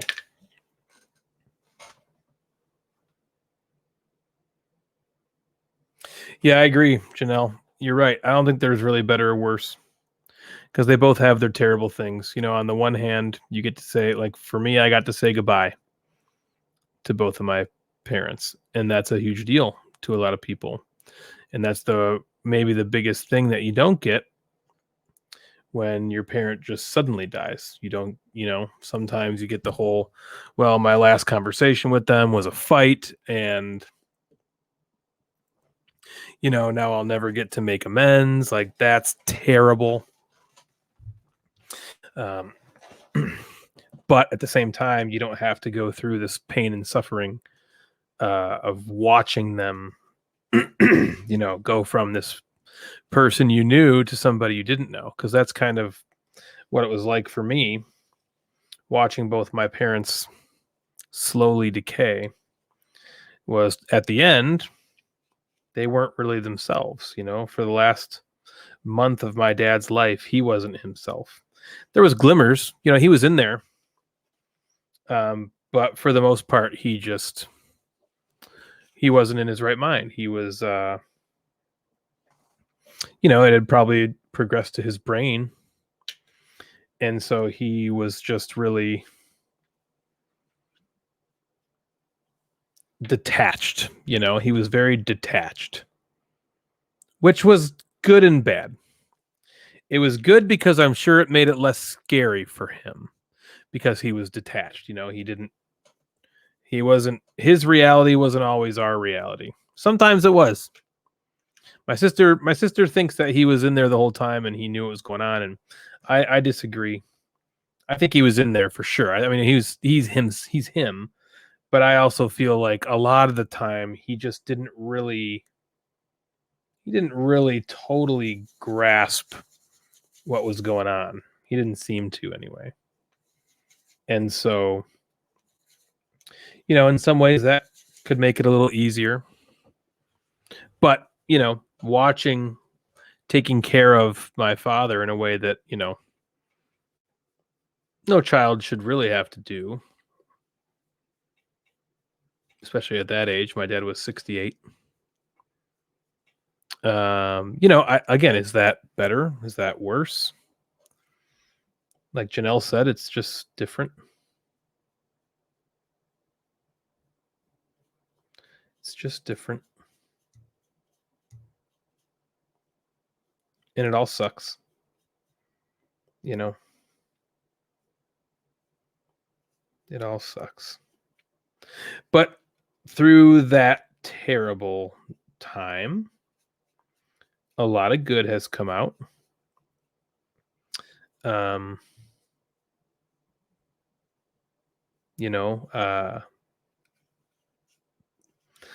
a lot of people have stepped up for me. Not that it's all about me, but a lot of people have stepped up for me.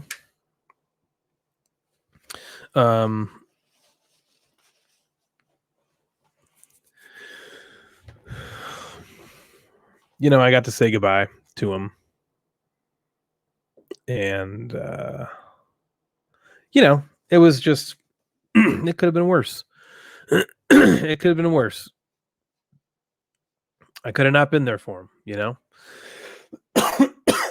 I could have not found out till after the fact. I could have, you know, again, I was able to say goodbye. I was able to be there with him when he breathed his last breaths. And I got to fix that one, don't I? But the rest this looks pretty good, I think. What do you guys think?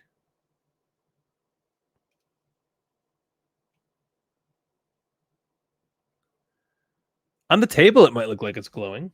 Yeah. I mean, from there, it looks pretty good, right?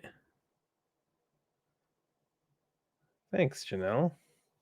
Let's get it a little more front and center and see what we think.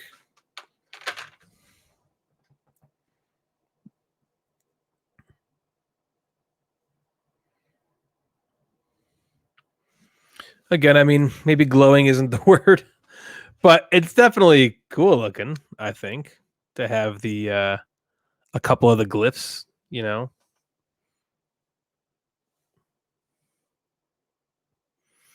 In person here, it does kind of looks like it's glowing. And I think, yeah, I think it looks cool. Jason's method was definitely the method. The method. Yeah. So you can see here's the original color right there. There's the original one. Whoop. But now this is what we got. So that's pretty cool. That's going to look good on the table, I think. Next time I play Tekenu, which is going to be soon, I'm going to fix that one, by the way, because that one looks really terrible. Is that the one? That's not even the one. That just doesn't look good. I got to fix that one, too. There's another one up top here. That one that I got to fix. That's not good. But yeah, I agree with you, Janelle. They pop and it's neat. So whatever it looks like, it's cool. It's cool. Let's fix that. Let's fix that red one. This one up top. There's a lot of fixing involved, but hey, I guess that's what they say when they say, you know, just you can always put another coat of paint over it because that's what's happening now. I'm just putting another coat of paint over it. Thanks, Jason. Yeah, a lot of that your technique really made them pop. Again, I'm not sure if they glow, but it made them pop in a way that I'm really happy with. Oh, that paint hardened. So Jason paints a lot. Is that right, Jason? You paint a lot? If so, what do you do with your brushes after you paint? How do you clean them? What do you do to clean your paintbrushes? I got this thing.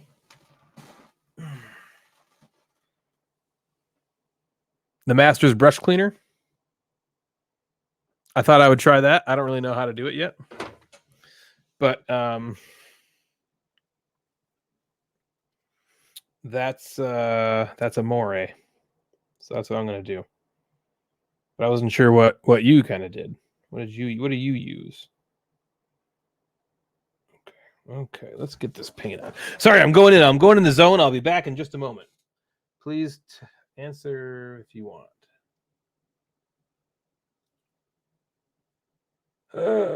No.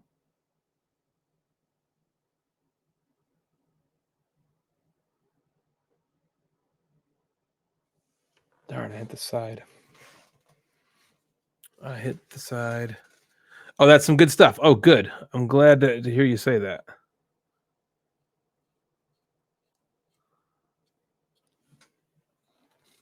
Crap. Did I fix it? Nope. I'm going to have to hit that with gray because I just screwed that up.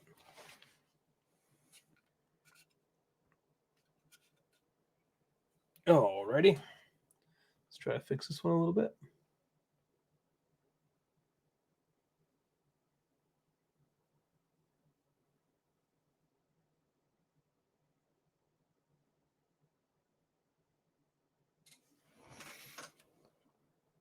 Yeah, that looks better.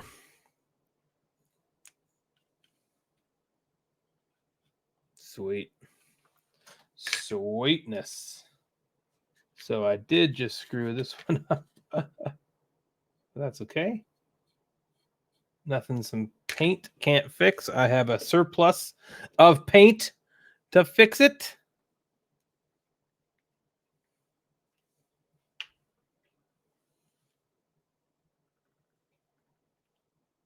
Get out of there. There we go.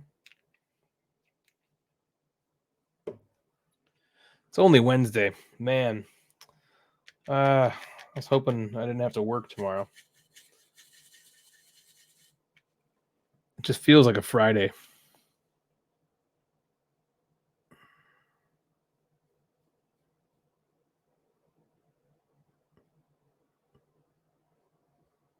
Boom. Cleaned up. Still a lot of yellow in there.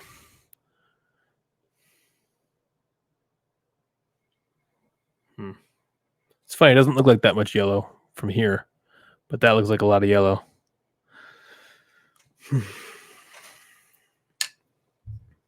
Oh,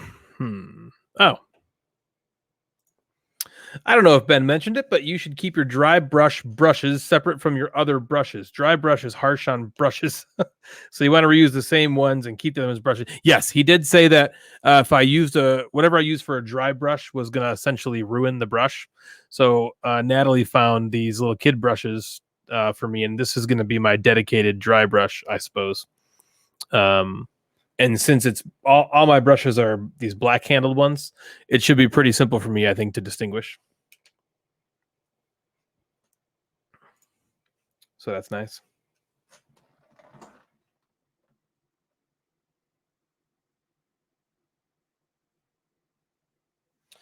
It's looking pretty good, I think.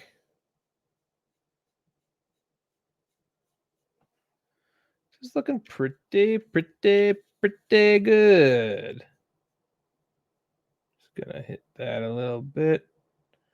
Knock that down. Knock that down a little bit too. And then I think this, you guys, I think it's done. I think I'm done with it. So here is my Tekhenu obelisk.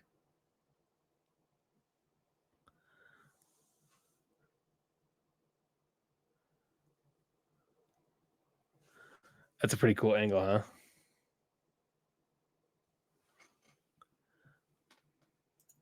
Sweet. All right. I think she's done for. I think she's donezo. She looks good.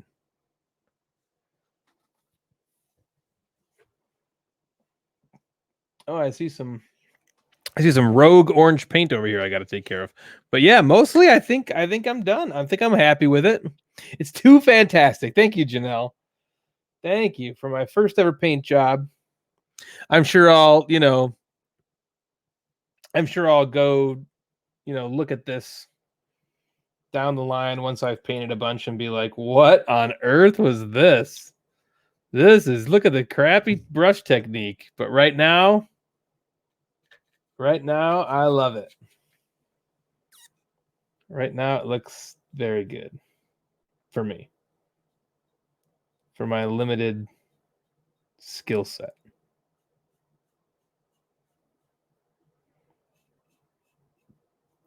I'm very happy with that awesome technique Jason showed me.